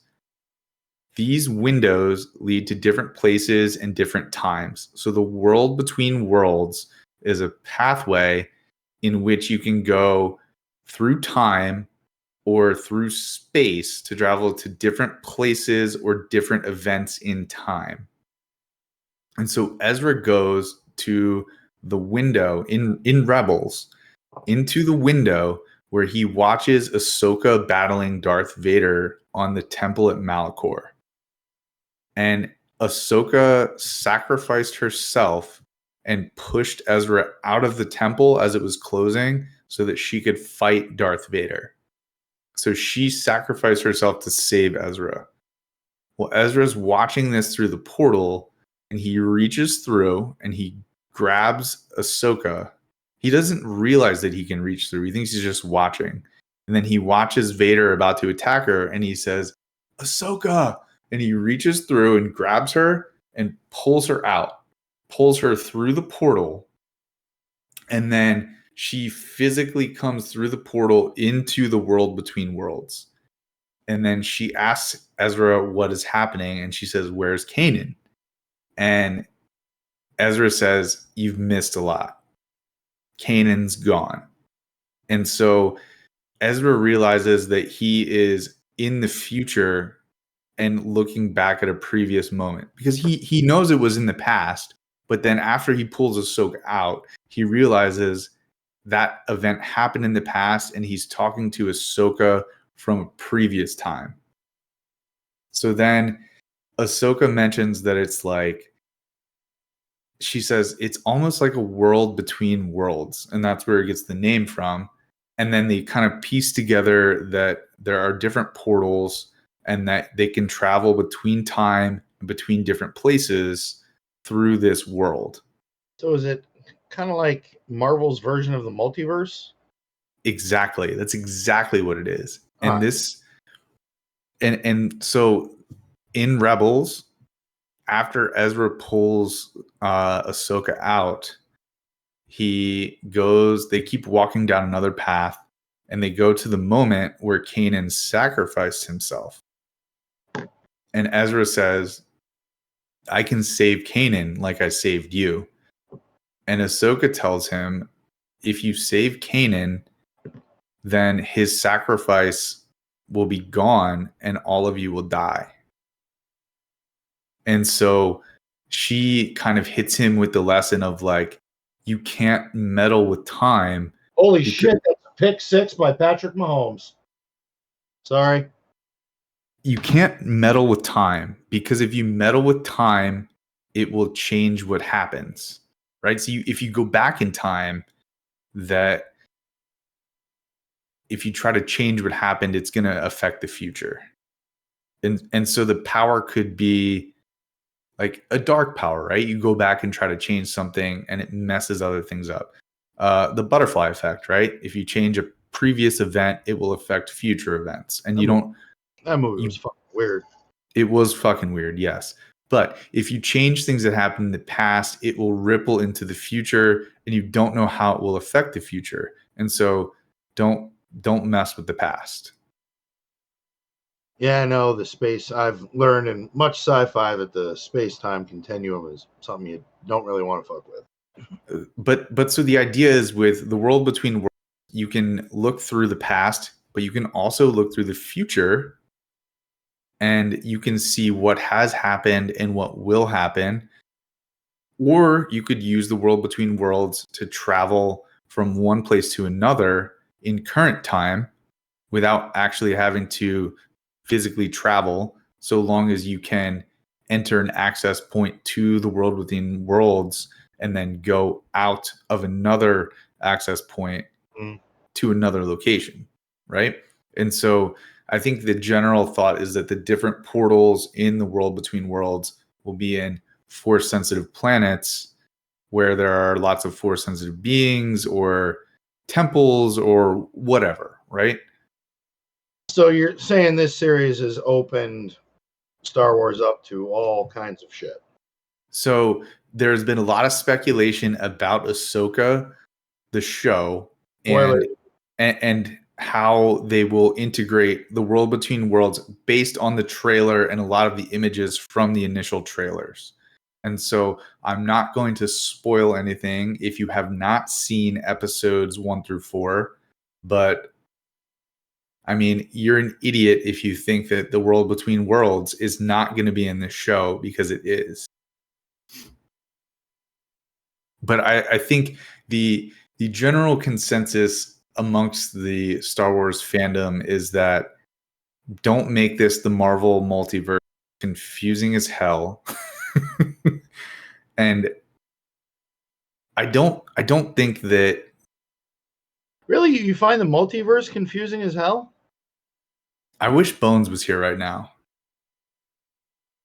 Because I actually was I quit reading comics many years ago, but the last major storyline that I actually read was the new Secret Wars that they did, that they're basing the new Avengers movies on. So I was familiar with how the multiverse worked, and I found it interesting, and I thought it was going to be interesting when Marvel started it, but they've kind of gone in it. Like this latest phase of, again, side tangent, this latest phase of Marvel movies I've been not incredibly happy with.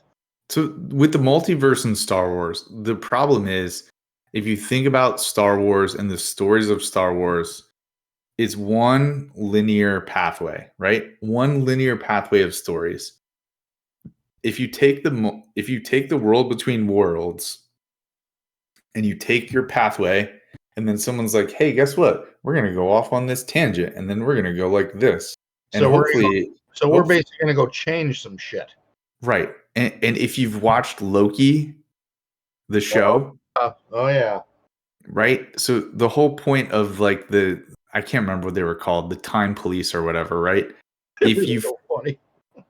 if you fucked with the progression of the story, the time police would come in and they would just erase you. Mm-hmm. Like it.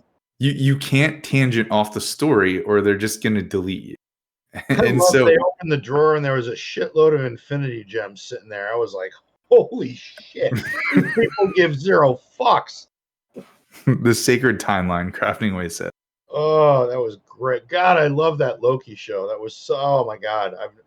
And so, the criticism is like the story of Star Wars is linear, and if you start to go off tangent with the stories, the average viewer is going to be like, what the hell is happening? Like I don't understand this.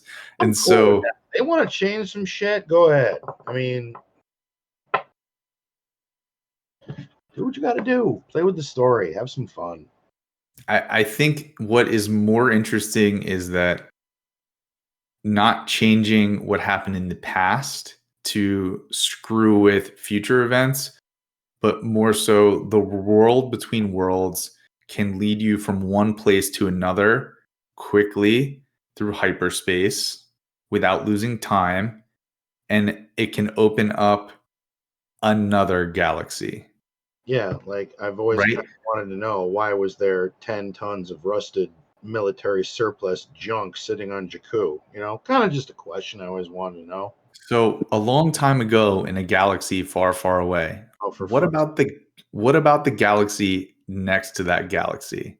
And so that is what the world between worlds is exciting. Like that's why it's exciting to me, because if you've read the new Thrawn books, the Ascendancy trilogy, I there is the unknown regions that the normal Star Wars galaxy has not explored.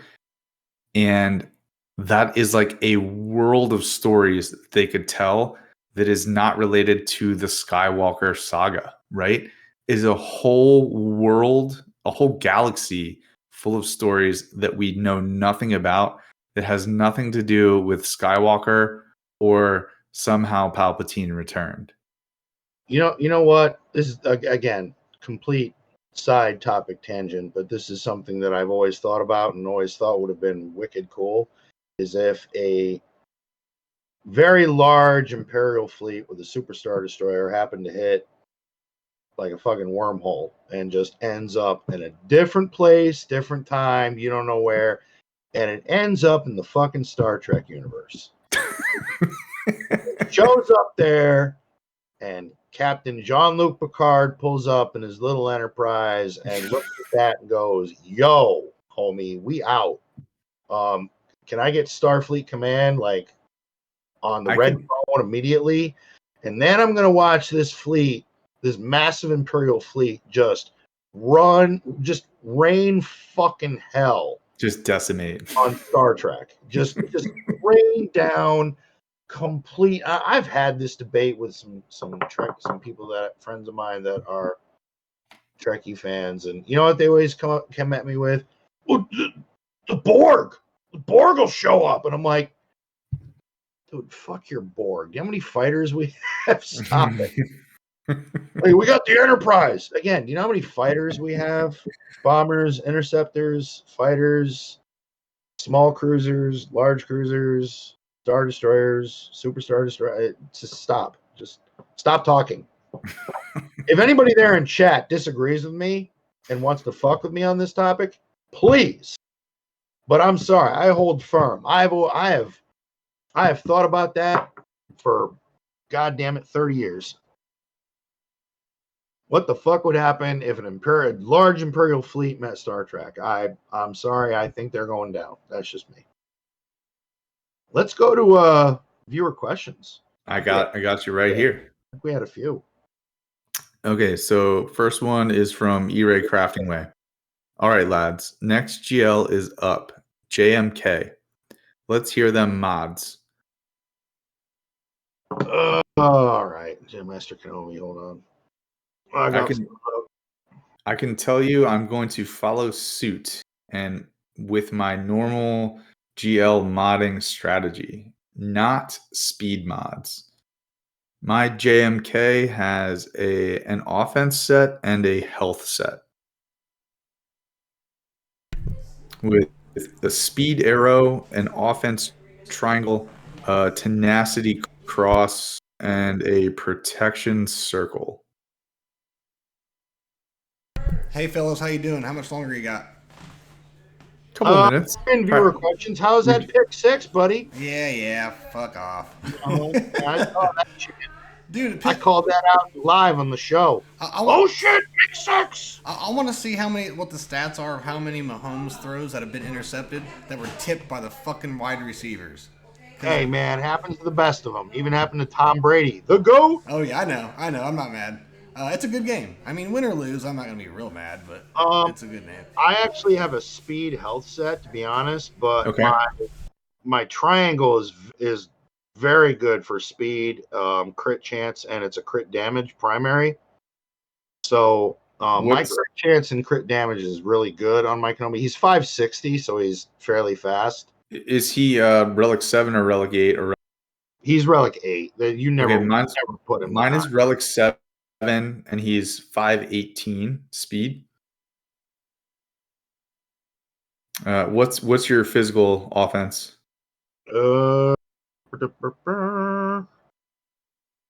10,444.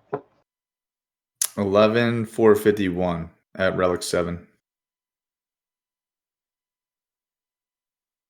My Kenobi slaps pretty hard. I had him geared up for offense for the Crankor, so that's what I did. And I wanted him fast, and I wanted him doing good crit damage because I mean he does what I want him to do. I don't feel like I need to kind of, I don't know, offensive sets. I like reserving those for roster depth. Whereas with a GL, they're going to gain mastery depending on their kit, and I just generally go. I want them fast enough, and I mean they're going to do their damage. I went for offense over crit damage because in the world of mirror matches, you cannot crit any Galactic Republic characters with protection up.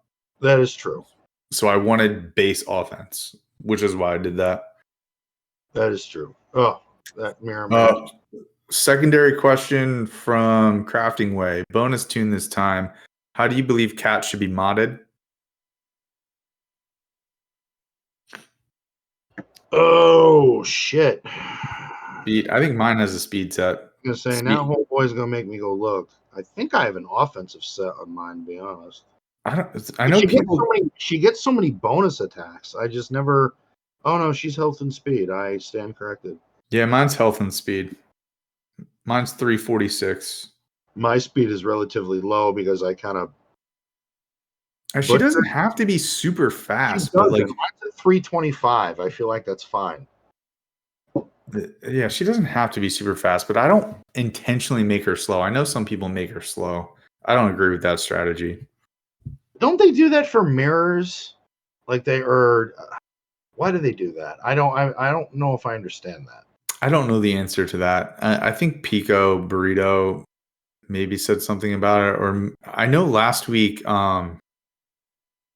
Solo said something about it, like don't have a slow cat, like it doesn't make sense. And I'm kind of that same way. I don't understand why you'd make her slow. Oh yeah, and a quick shout out to Pico. I may be misspeaking, but I'm pretty sure I know he's sick. I just don't know if it was COVID or not. It might be, but he actually powered through the last episode of HNN, so also check them out. But just pull through, man.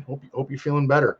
Thinking about you, Pico. Yeah, he wasn't. You could tell he was sick when he was doing his show, but they put on a good show and he powered through it. So good for him. Craftyway also asks a food question. How do the hosts like their ribs? Dry rub or saucy? Do you like to slap them on the grill or smoke them? Do you like beef or pork ribs better? Well, to be 100% honest, when I do a rack of ribs, I put I think I've got like 5 or 6 different rubs. Some are barbecue, some are a different kind of garlic, some are different. Mm-hmm. But I will definitely put a very nice layer of rub on both ends of the ribs. I actually bake them in the oven for about 25 to 30 minutes, somewhere in there. Then you do up a barbecue sauce of your choice, season it, try different barbecue sauces, come up with a concoction you like. Throw the fucker on the grill. Let it keep cooking. Let it crisp up a little. Keep putting the barbecue sauce on it. Prop your lid open by 5 inches. Let that barbecue sauce caramelize, and bang, that meat falls off the bone. I prefer a dry rub. Are you looking at the Twitch stream? We're not getting the alerts, but we're getting like new follows and new chats. Are we? No, I'm Yeah. not seeing that. Usually Bob is on duty with that. God so damn it, Bob and his Chiefs. yeah, I blame the Chiefs. I blame the Chiefs too. But so I missed who just subbed and or first time chatted, but please comment so Logan can look through and respond while I'm going through the viewer questions here. But yeah, let me Chiefs suck. Get on the air. Bones from Crafting Way. That was Hey, a good one. fuck you, buddy. Bob, we've gotten like new viewers and first time chatters. Do you know how to look? Like where are they? You probably can't see it, but I can. Well, you can't see it if you're watching Patrick fucking Mahomes. I know tonight's gonna. I mean, yeah. Then I can. Okay, so my ribs. I prefer pork ribs. I do like beef ribs if they're slow cooked and then taken off the bone and shredded into other stuff. Oh shit! But I prefer pork ribs. I will do the 3-2-1 method usually on the smoker or on the grill. If I'm really lazy, I'll throw them in the oven because it's easier and just slow cook them in the oven. But I like the 3-2-1 method with a dry rub. And then obviously like the last hour with the sauce on there if you want it. Sometimes I will open it and not put sauce if the rub's really good and you just want a nice bark.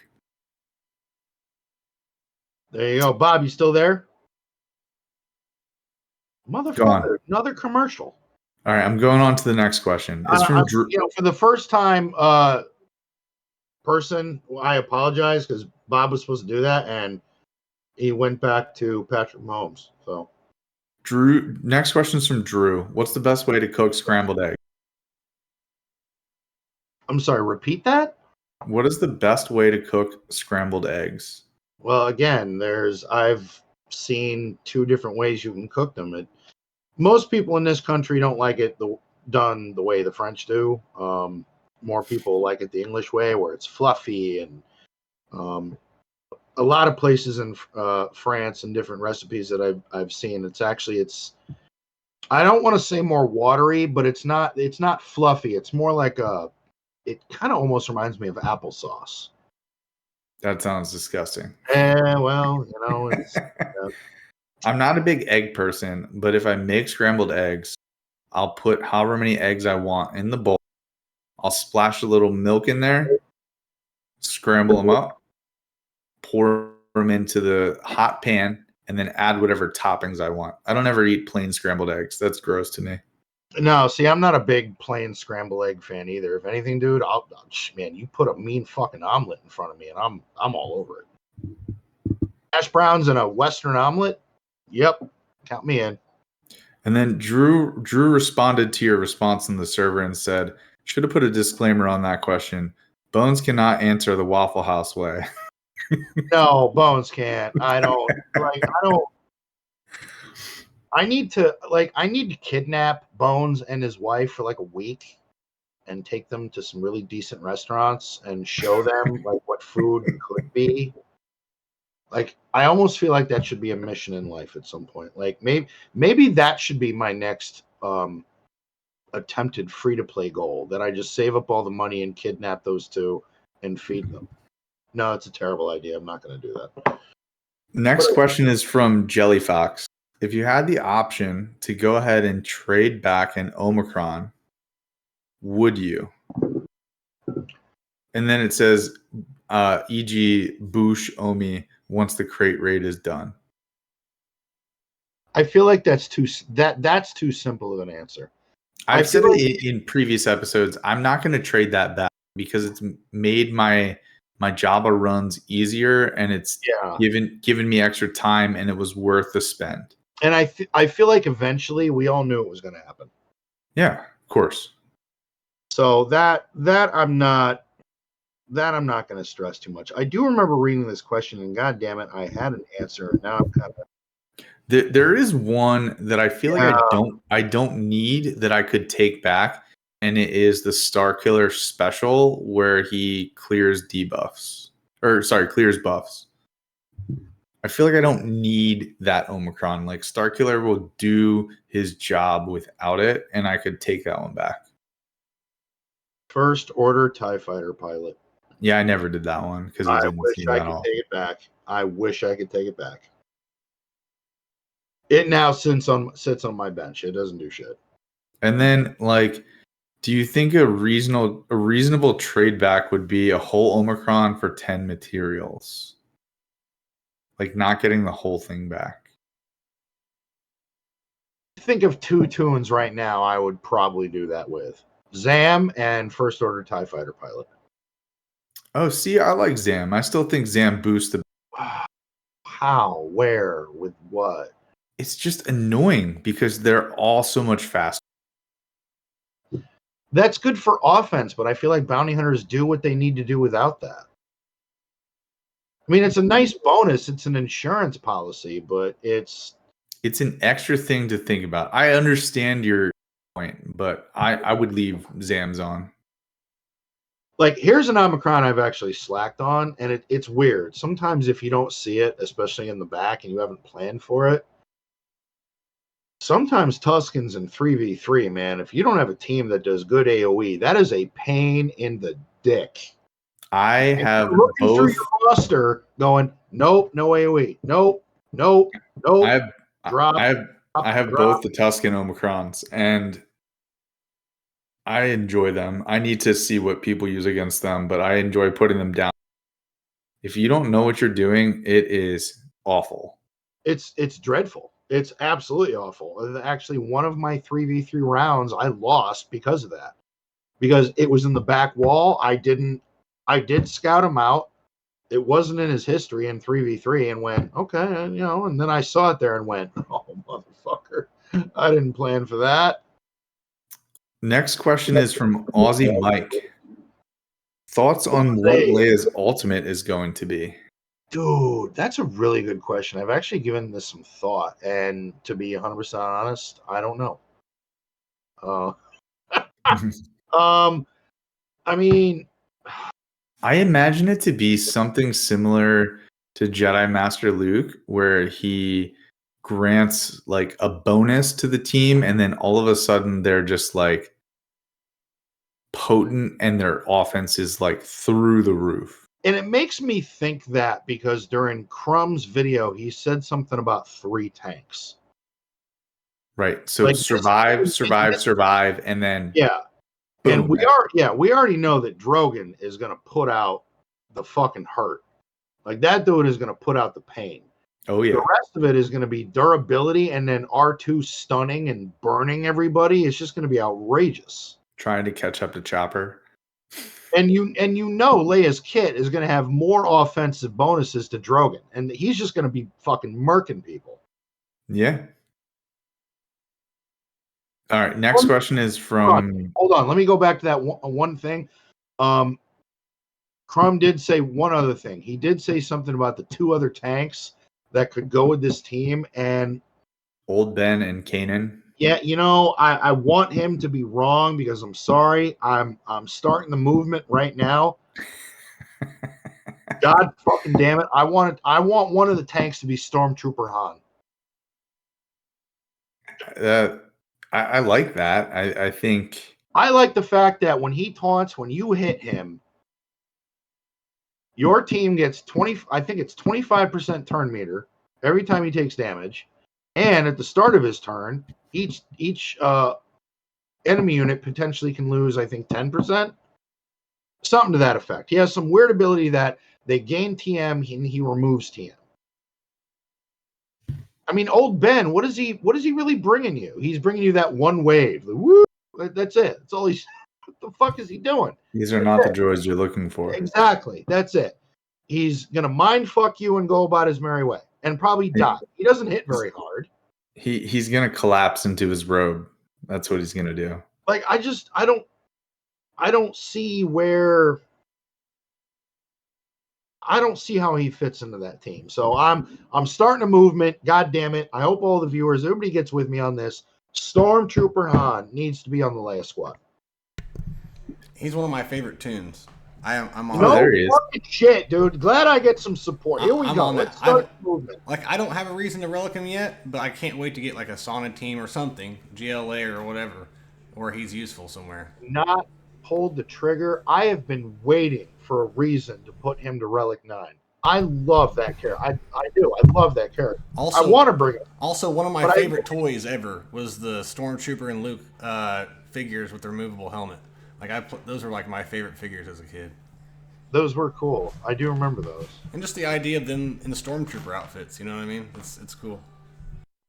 Next question is from CS Wins. Thanks as always, fellas. To weigh in on Ahsoka characters in game, I think the big ones we'll see are a version of Sabine, Balin, Merrick as an Inquisitor, and Shin thus far. I would have guessed Thrawn or Ahsoka, but with the reskinning of the old Toons, I don't think that makes much sense, which is a bit unfortunate because I loved Thrawn's Rebel model. If you could change one thing about Swigo, what would it be? I.e. adjusting drop rates, Zetas only costing 10 mats, etc. Stop charging us to move fucking mods around. I think making Conquest less time consuming. Like, it's all about if you have the characters, factions, or whatever, but like reduce the time consumption of Conquest. Like, I understand if you don't want us to cheese it, but make it so you either do it or you don't. Like, don't make me do it 20 times. Like, make me do it 5 times so that I don't have to do it over and over and over again. I feel like that would be enjoyable for me. Okay, next question from CS Wins. And because I missed... Crafting Way did say accelerating ship farms. That's a good point, too. That's a very good point. Yeah, accelerating ship farms. I'm 100% on board with that. I agree. Goddamn Sith assassin ship. That goddamn fucking thing to farm that fucking thing. Ugh, that was terrible.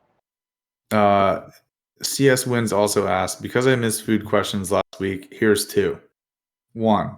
What are some of your go-to sushi rolls for the guys who like sushi? Ooh. Do you eat sushi? I do. Regularly. I love sushi. Oh my god.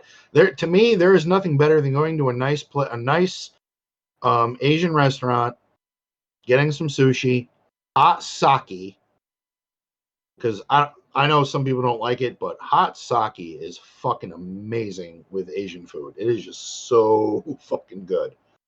I would have to say there's some crab meat, avocado, cream cheese wrapped up, deep fried. Put a little wasabi on that, and god fucking damn, that's See, I'm not a fan of the hot sushi rolls or like the cooked tempura shrimp or whatever. I prefer the cold sushi roll. Okay, so you like the raw salmon kind of rice rolled up. Okay, no, those are good too. If you go to a nice sushi restaurant, I will prefer sashimi over sushi because I think I enjoy just like the one taste of whatever fish or seafood you're eating. Actually, one of the best sashimis that I've ever had was octopus. It was delicious. Oh shit. Yeah. See, the sushi thing I didn't even get into until, again, I was stationed in Hawaii, and those places were everywhere. And I just said, screw it. You know what? It's raw fish, seaweed, rice, whatever. I'm gonna give this shit a shot. And my God, I think everyone had said to me, the first thing you're gonna try, go easy. Just do a California roll, see if you like it. I tried it, dipped it in some soy sauce, and I went, yo, what? I don't dip my sushi in soy sauce. I eat the sushi plain, however it's rolled and served. and then I will eat ginger in between to cleanse the palate. But I don't ever dip it in the soy. Do you like Personal. eel sauce? Do you like eel sauce? If it's part of the roll, yeah. Okay. But I won't. I don't ever dip my sushi rolls in sauce. And CS wins second food question. Which is better, flapjacks or crepes? All right. You know what? I read this question, and I don't even think it's a question. I think the answer is blatantly apparent. I mean, I think Yvonne already knows. I'm going to say You're gonna say flapjacks. all day, twice on Sunday. The floor is yours, sir. I don't even know why that's a question. I think. What the hell is a crepe? It's like I a think tortilla shell. You want to put some cooked chicken in it. I don't even, like it's I think we need to bring Ricky Bobby in for this. Ricky Bobby.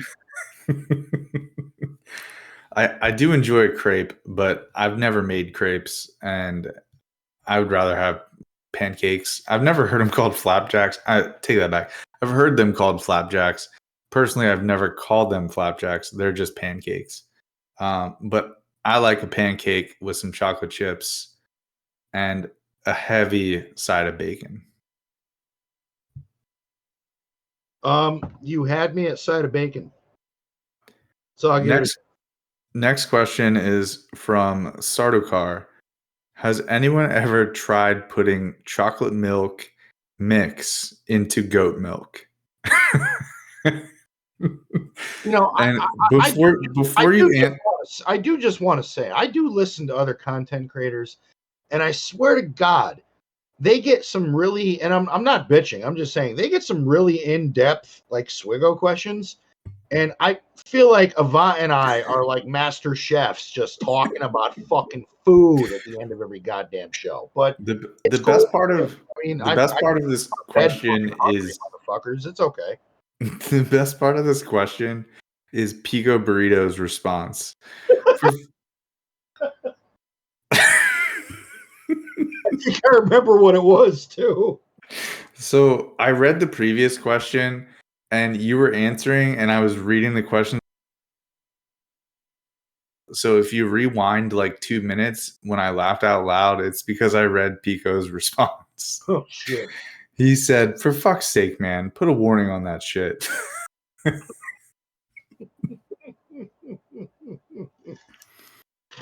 And then Bodhi puts up the gif of Jedi Master Luke from episode 8 drinking that blue space cow milk stuff. I don't even know how to answer that question. Have you ever had goat milk? Is the first question. What was the first question? We got on such a side tangent. What was Have you ever tried putting chocolate milk mix into goat milk? No, What? Why the fuck would I even? No. Next question. I don't even know why. No. I've not drank goat milk, so the answer is no. I've had goat cheese, but never goat milk. All right, you know why I've never drank fucking goat milk? Because I don't have to. Because I can go to a Stewart's or a Cumberland Farms or a Mobile Station or a Hannaford or a Price Chopper, and I can buy fucking milk. That's why I don't do goat milk. So I personally don't drink milk, so I don't drink milk either. But if I need it for like a recipe or something, then yeah, I buy it. But good Lord, what's the next chef question? Are we making fucking ravioli next? The next question is from Aussie Mike. With old Rex, Phoenix have become a great team. For the newer players, would you suggest they take the team to relics? How soon and what level relics? I think the question depends on, is your Rex 7-star relics? If he's not, you can leave him at 3 stars and just have him boost the squad and use them. I mean, unless the Phoenix are in a weird place. Like you can get Thrawn with them at 12. You don't need. I did it like gear 10 and gear 11. Yeah, you don't even have to bring them past that. The thing is, the Phoenix aren't used for anything else. Now, if you're going for Leia, and you have to put Old Man Rex to 7. Yeah, maybe you might want to have Phoenix to do other things in the game with Rex. You just don't have a random Phoenix. I mean, yeah, you could plug him in with other rebels and he'll do some work, but not as much as he would with Phoenix. The problem with Phoenix is there's no benefit other than 2 ships to really do anything more with them. Right. Yeah, you eventually want to put resources into them. Yeah, I mean, to me, if you're going to relic a Toon, you don't stop till you hit relic 5. That's the philosophy I go by. If you're a lower account, maybe 3. It depends where you are in the game. I take them to 3, and then if I want to take them to 5 through intention of use through PvP, I will do that. But if you take them to 3, then they can sit there and you can take them to 5 easily if the datacrons require it or if the game modes require it.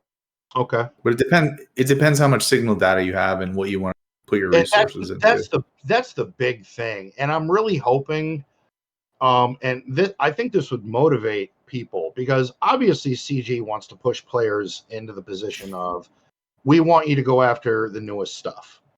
So they're supposed to do another tiered to Endor escalation. I mean, why not make it for like signal data, something different, Chirotech, something, the other. If you have Jabba, that gave you shit tons of mod material. What about this one? Make it signal data. Make it, and that would push players to go, oh shit. So if I get this legend, my signal data is going to improve exponentially. If it's the same level that Jabba gets you so many mod materials, that getting Leia gets you so many signal data, like so much signal data that you can use it, like that it makes you go, wow, that's a lot. Yeah. How many players would then shift track to go for the newest thing if they do that with the newest Endor escalation tier? I agree. And I kind of think that's where they're going to head. Like for me personally, I hope they do, because even at the higher end, signal data it's still a bitch, right? Yvonne? It's still a bitch. It's still a bitch, and that would excite me very much. Crafting Way is with the next comment, and he's talking about different Ahsoka characters that he would like to see, and he said a lot of the same ones that we talked about already, but one he mentioned that we didn't talk about, he says, give us Carson Teva, the New Republic pilot with the Resistance tag and a ship to boost up the Radis fleet. He's been popping up through the Disney Plus shows, and I've grown to like him. Why do you need to boost up the Radis fleet? Because it needs to counter Leviathan. It already does. With 3 ships, it already does. I'm kidding. But I think Carson Teva is a good choice. That would be interesting. Next question is from Sardokar. They asked, anyone having any luck with a levy comp for Geonosis fleet battle? I think they meant to say Rise of the Empire. That's the only thing I find upsetting about the Leviathan, was hoping it would beat this damn fleet mission. I'm not gonna lie, dude. I'm in the same boat with you. I try and I'm like, what in God's green earth? What is that? Failed. I don't know. I literally thought when they came out with this fleet, this was going to be the answer to that mission. And you go in there and you get your shit pushed in. You don't even get a turn. It's stupid. You just get absolutely decimated. I mean, the fleet is kind of slow to begin with. I mean, if you ever go up against a Profundity, you're going to win, but Profundity takes its turn. But in this mission, man, you're just, it's ridiculous. So, I mean, yeah, that sucks. I was hoping that was going to be the answer, but nope. So, I mean, I'm sure everybody's 3-starring that sector, so don't even bother. Exactly. Don't bother.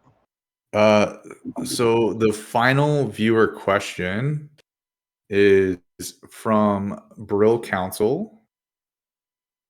And the question is, with today's update, Bausch gets accelerated. And they are saying drops, drops, drops, ... What do you expect to see from CG to attempt to help folks with the new marquee tunes?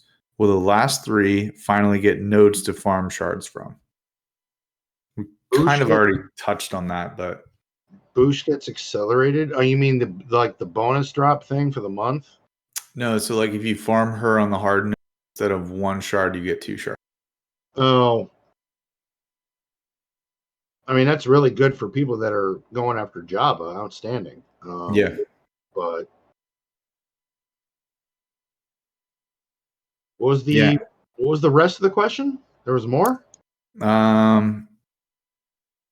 Do you expect CG to attempt to help folks with the new marquee tunes? No. Yeah, No, I also say no. Yeah, they already did that. They gave random double drops, which they never do. And they gave everybody an opportunity to hop on, spend some crystals, buy some shit, and get a jump start on Leia.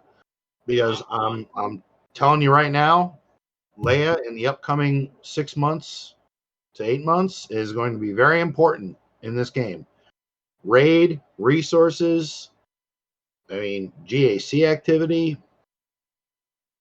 So the writing's on the wall. CG's been doing it for a while. A lot of people neglected Inquisitors. What happened? They were needed. A lot of people have neglected other shit. Guess what? It was needed. Jabba. Some people didn't, okay, Jabba, I'm going to go after this GL first. Well, you look at how much Jabba's needed now. I mean, the writing's on the wall. Leia is the new toy. That's what CG wants you to get, and they're going to incentivize you to get it with different events and ways to get resources. And I swear to God, can you imagine if that extra tier on Endor escalation is signal data? I would love to see if there's data on how many people change course. The only thing that would be equally as good would be if it was gear to keypads, droid brains, and impulse detectors and arrow magnifiers. Like those things are equally as valuable as signal data, I think. Also, I am catching up on chat because when I go to read through the view, I do not read the chat. And thank you to everyone who talked about food. And Crafting Way called me a sushi purist, which I agree with. I am a purist. What the fuck is a sushi purist? You either eat it or you don't. Yeah, but I don't dip it in sauce and I eat the ginger afterwards to cleanse the palate so you can taste the next piece. I don't dip all my sauce either, and I don't use ginger to cleanse my palate. It's called hot sake, and then I go for the next piece.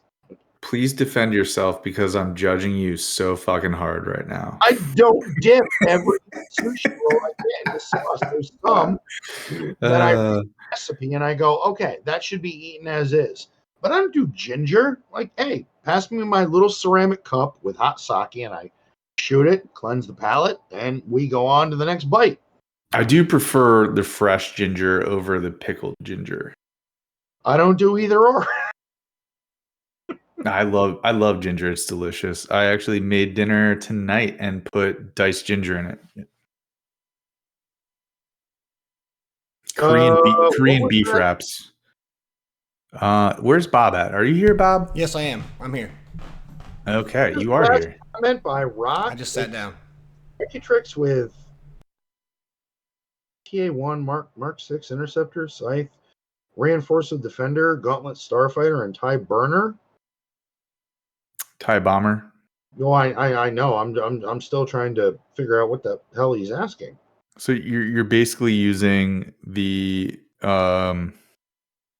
Oh, is that the counter he's talking about for that mission? He's talking about phase 1 mission.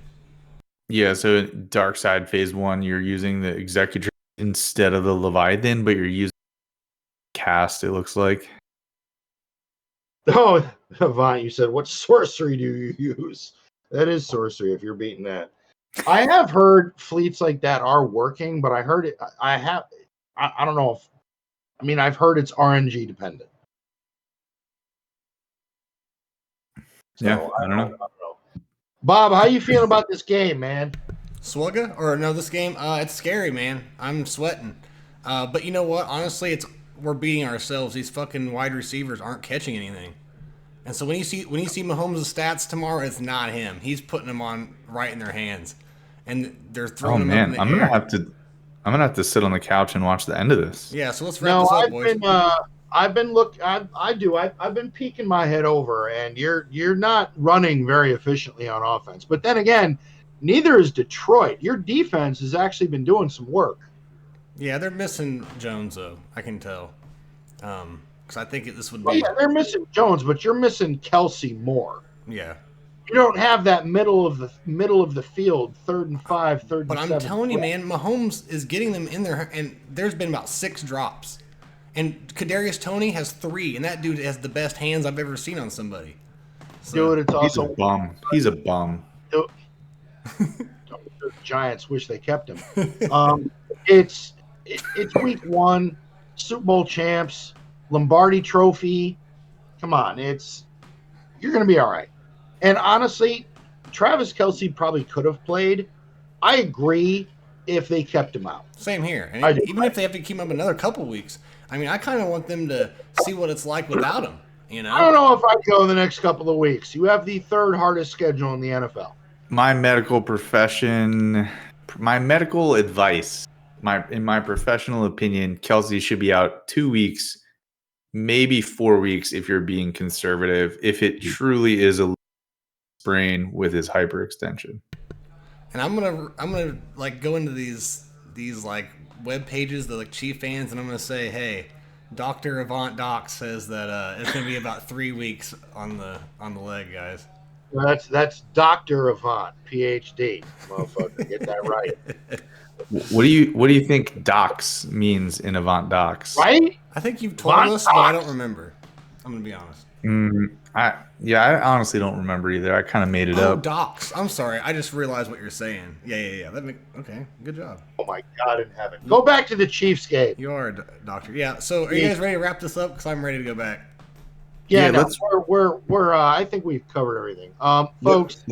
Let's wrap it up and raid someone. There's one other Swigo creator. Oh yeah. No. Did we get raided? I don't think we did.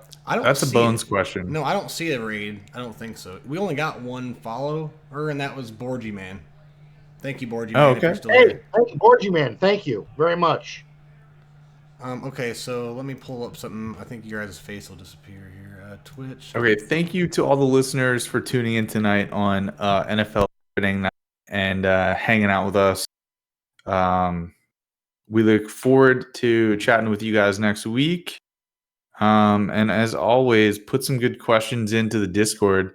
Maybe like less food questions or more. I really enjoy them. I do too. I don't mind talking about food. I just, I do. I listen to other content creators sometimes, and they get these like really in-depth Swiggo questions, and I go, man, I would answer that perfectly. And then I get, hey guys, how would you cook like a cow's tongue on medium heat outside in a fire pit? And I'm like, motherfucker, that's not what I'm looking for. But we love you guys. Do what you do. Holy shit. I feel like that scene in Indiana Jones and the Temple of Doom. They open up the snake and all the baby ones come out. It's like, they ask for soup. Eyeballs are in it. So, just the weird chef. The Swedish chef. Gerben. All right. So, everybody, thank you that have hung out with us. Sorry, Bob couldn't be here for the whole show, but he is a fan. Yeah, I'm sorry. I'm sorry, fellas. It was the first day of NFL and Chiefs, so I had to do it. Yeah. And everyone hang tight. We're going to raid someone if you want to hang tight for the raid. Yeah, no, definitely. Hang tight for the raid. Absolutely. Thank you. Once again, we are out until next Thursday. Fuck. Because now we do Tuesdays, too, for NFL. Next Thursday, we'll be back. Hopefully, we have more news. Woohoo! Peace. All right, love y'all. Peace.